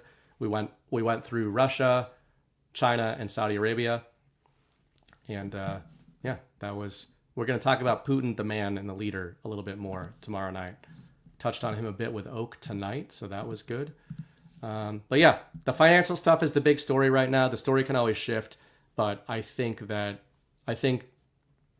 this is the major stuff to pay attention to, and just keep looking for those little asides of Trump, specifically where it concerns Xi Jinping, because I've been saying this for a little while, but if you think that the Chinese people have benefited from the globalist system, I would say that that's a bit of a misread.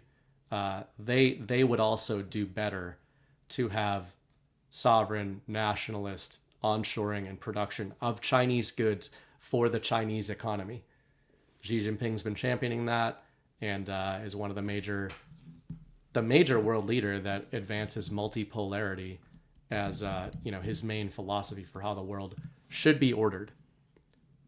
And I will show you again, shameless self-promotion, but I really do work a lot on these things. If you guys go to my Substack as well, burningbright.substack.com, I wrote a very long form called Doomed Dynasty, Exploring China's Role in the Sovereign Alliance. I wrote this actually originally. I wrote a lot of this 3 years ago, long before the decoupling narrative that we're getting right now that's accelerating. And I think it's not to toot my own horn. I know people think that that's what we're doing sometimes. We're like, hey, I was talking about this. I get it. I understand why people think that. Maybe there's a little bit of that, right? You take a victory lap when you get so much shit wrong and then you get something right.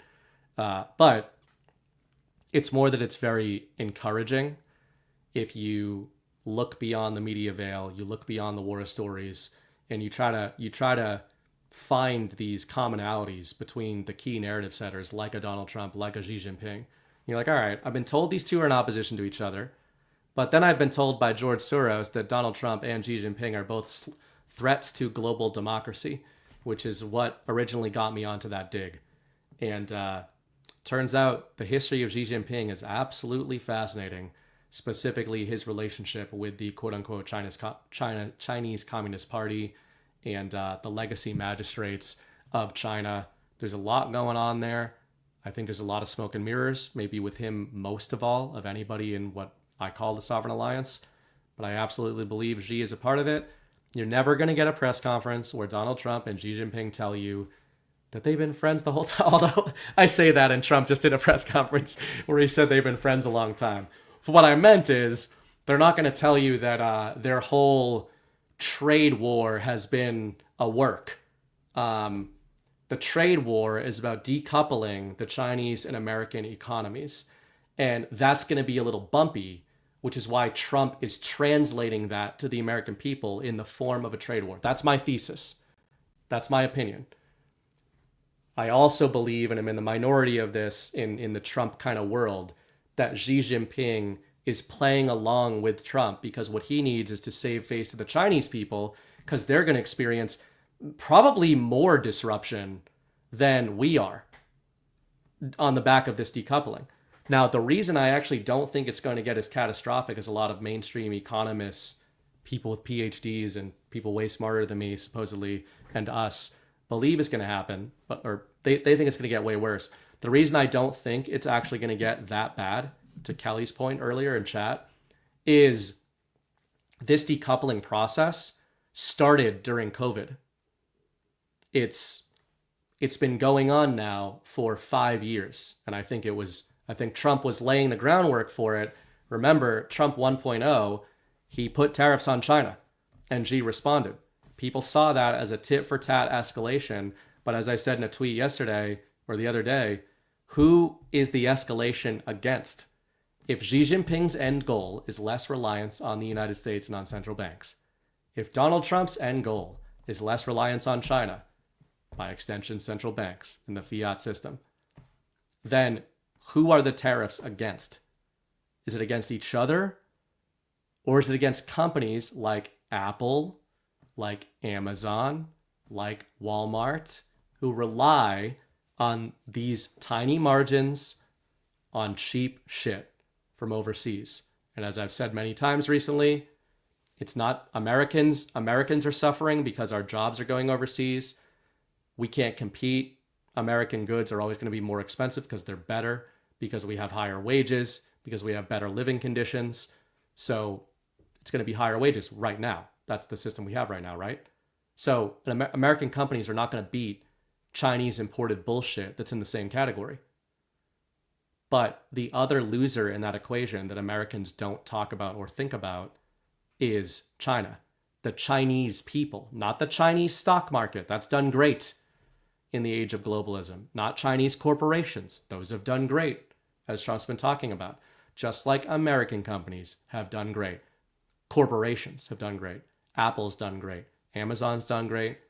Walmart's done great. Well, there's a reason that Amazon and Walmart are lowering guidance on the back of the China tariffs. There's a reason Apple is reshoring and is investing, I believe, $500 billion into U.S. infrastructure. There's a reason, right? The Chinese people were not benefiting from these globalist corporations. So that's what's going on there. And then one more piece I'll hit you guys with that's an oldie but a goodie that relates to something that Oak and I discussed tonight is temporal trump card. Trumps, Kennedys, and ciphers to awakening. All these things are free. Just go to burningbright.substack.com, check them out. That basically explores the idea that the analogs and the mirrors between the Trump administration and the Kennedy administration are far deeper on both, I think, on both an actual level and particularly on a narrative level than a lot of people believe. I think a lot of people in this audience believe that as well and have talked about it, but stuff gets more relevant. Every deployment, every narrative that we go through, it's very encouraging. Some of the most encouraging stuff. Just want to do a last sweep, make sure I got everything, make sure I got everybody. If you guys are watching on replay or live, please hit the thumbs up button. If you came in from the Rumble main page, I usually have a guest.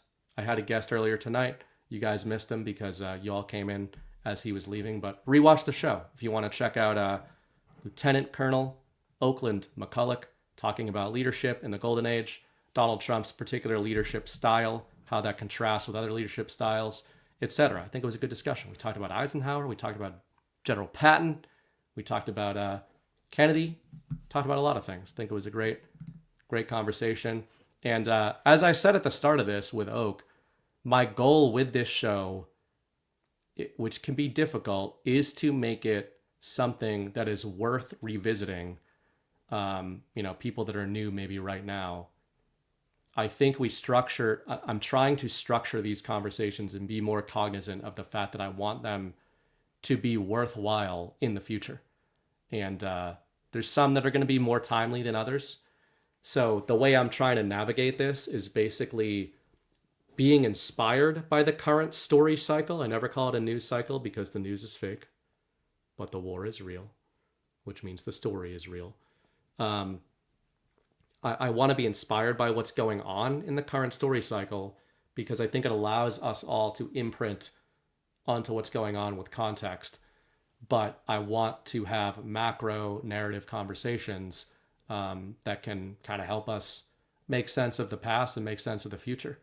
And as I said, last week I was on with Ghost. This week was all about leadership in the Golden Age, sovereignty. I'm really fascinated by the sort of strange paradox that I really like about what it means to be an American and what it means to be a sovereign.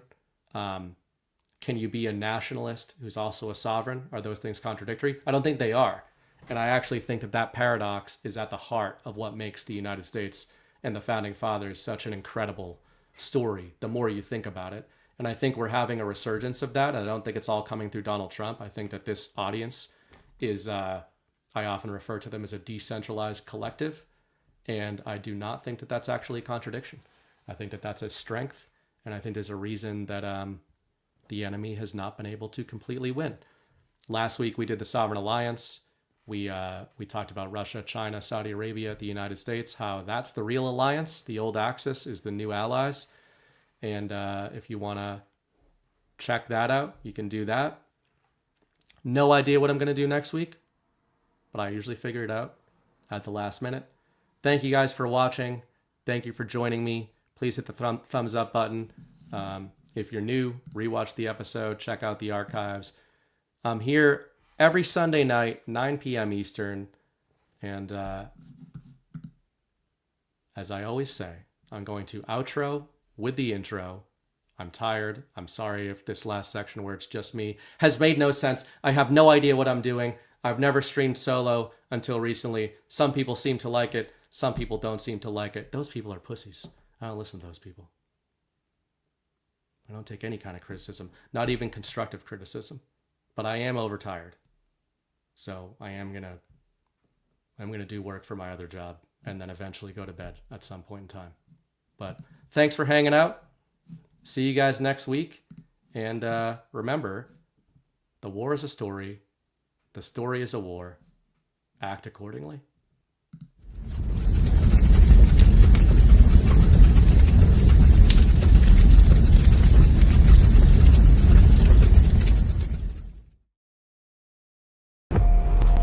We were sleeping. I've been sleeping. I've been turning away from a truth I wanted not to face. There is a wound that won't heal at the center of the galaxy. There is a darkness reaching like rust into everything around us. We let it grow, and now it's here. How many men have you killed, Malone? I don't know. 50? 100? Countless. Countless has a nice ring to it. And how many lives have you saved? 500,000. Population of King's Landing.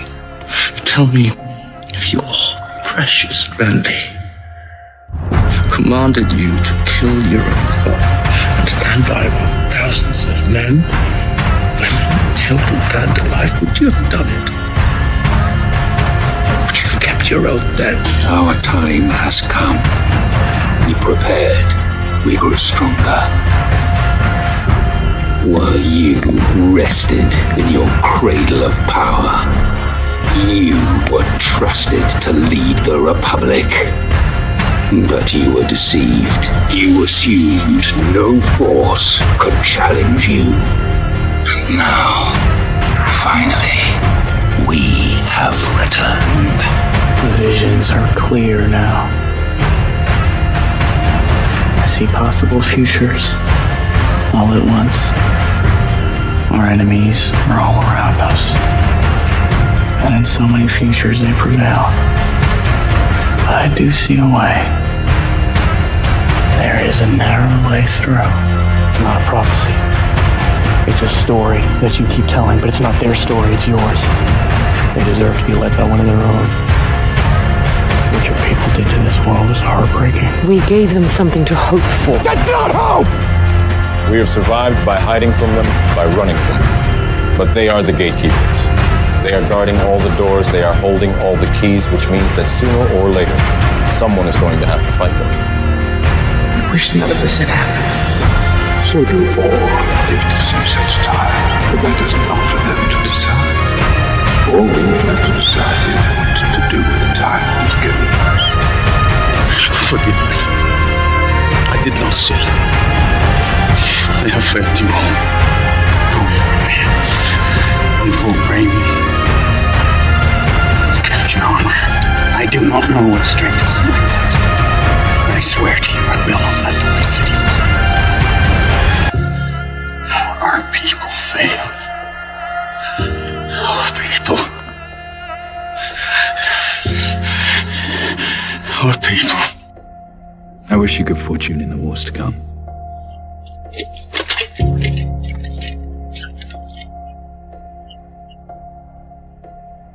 And now it begins.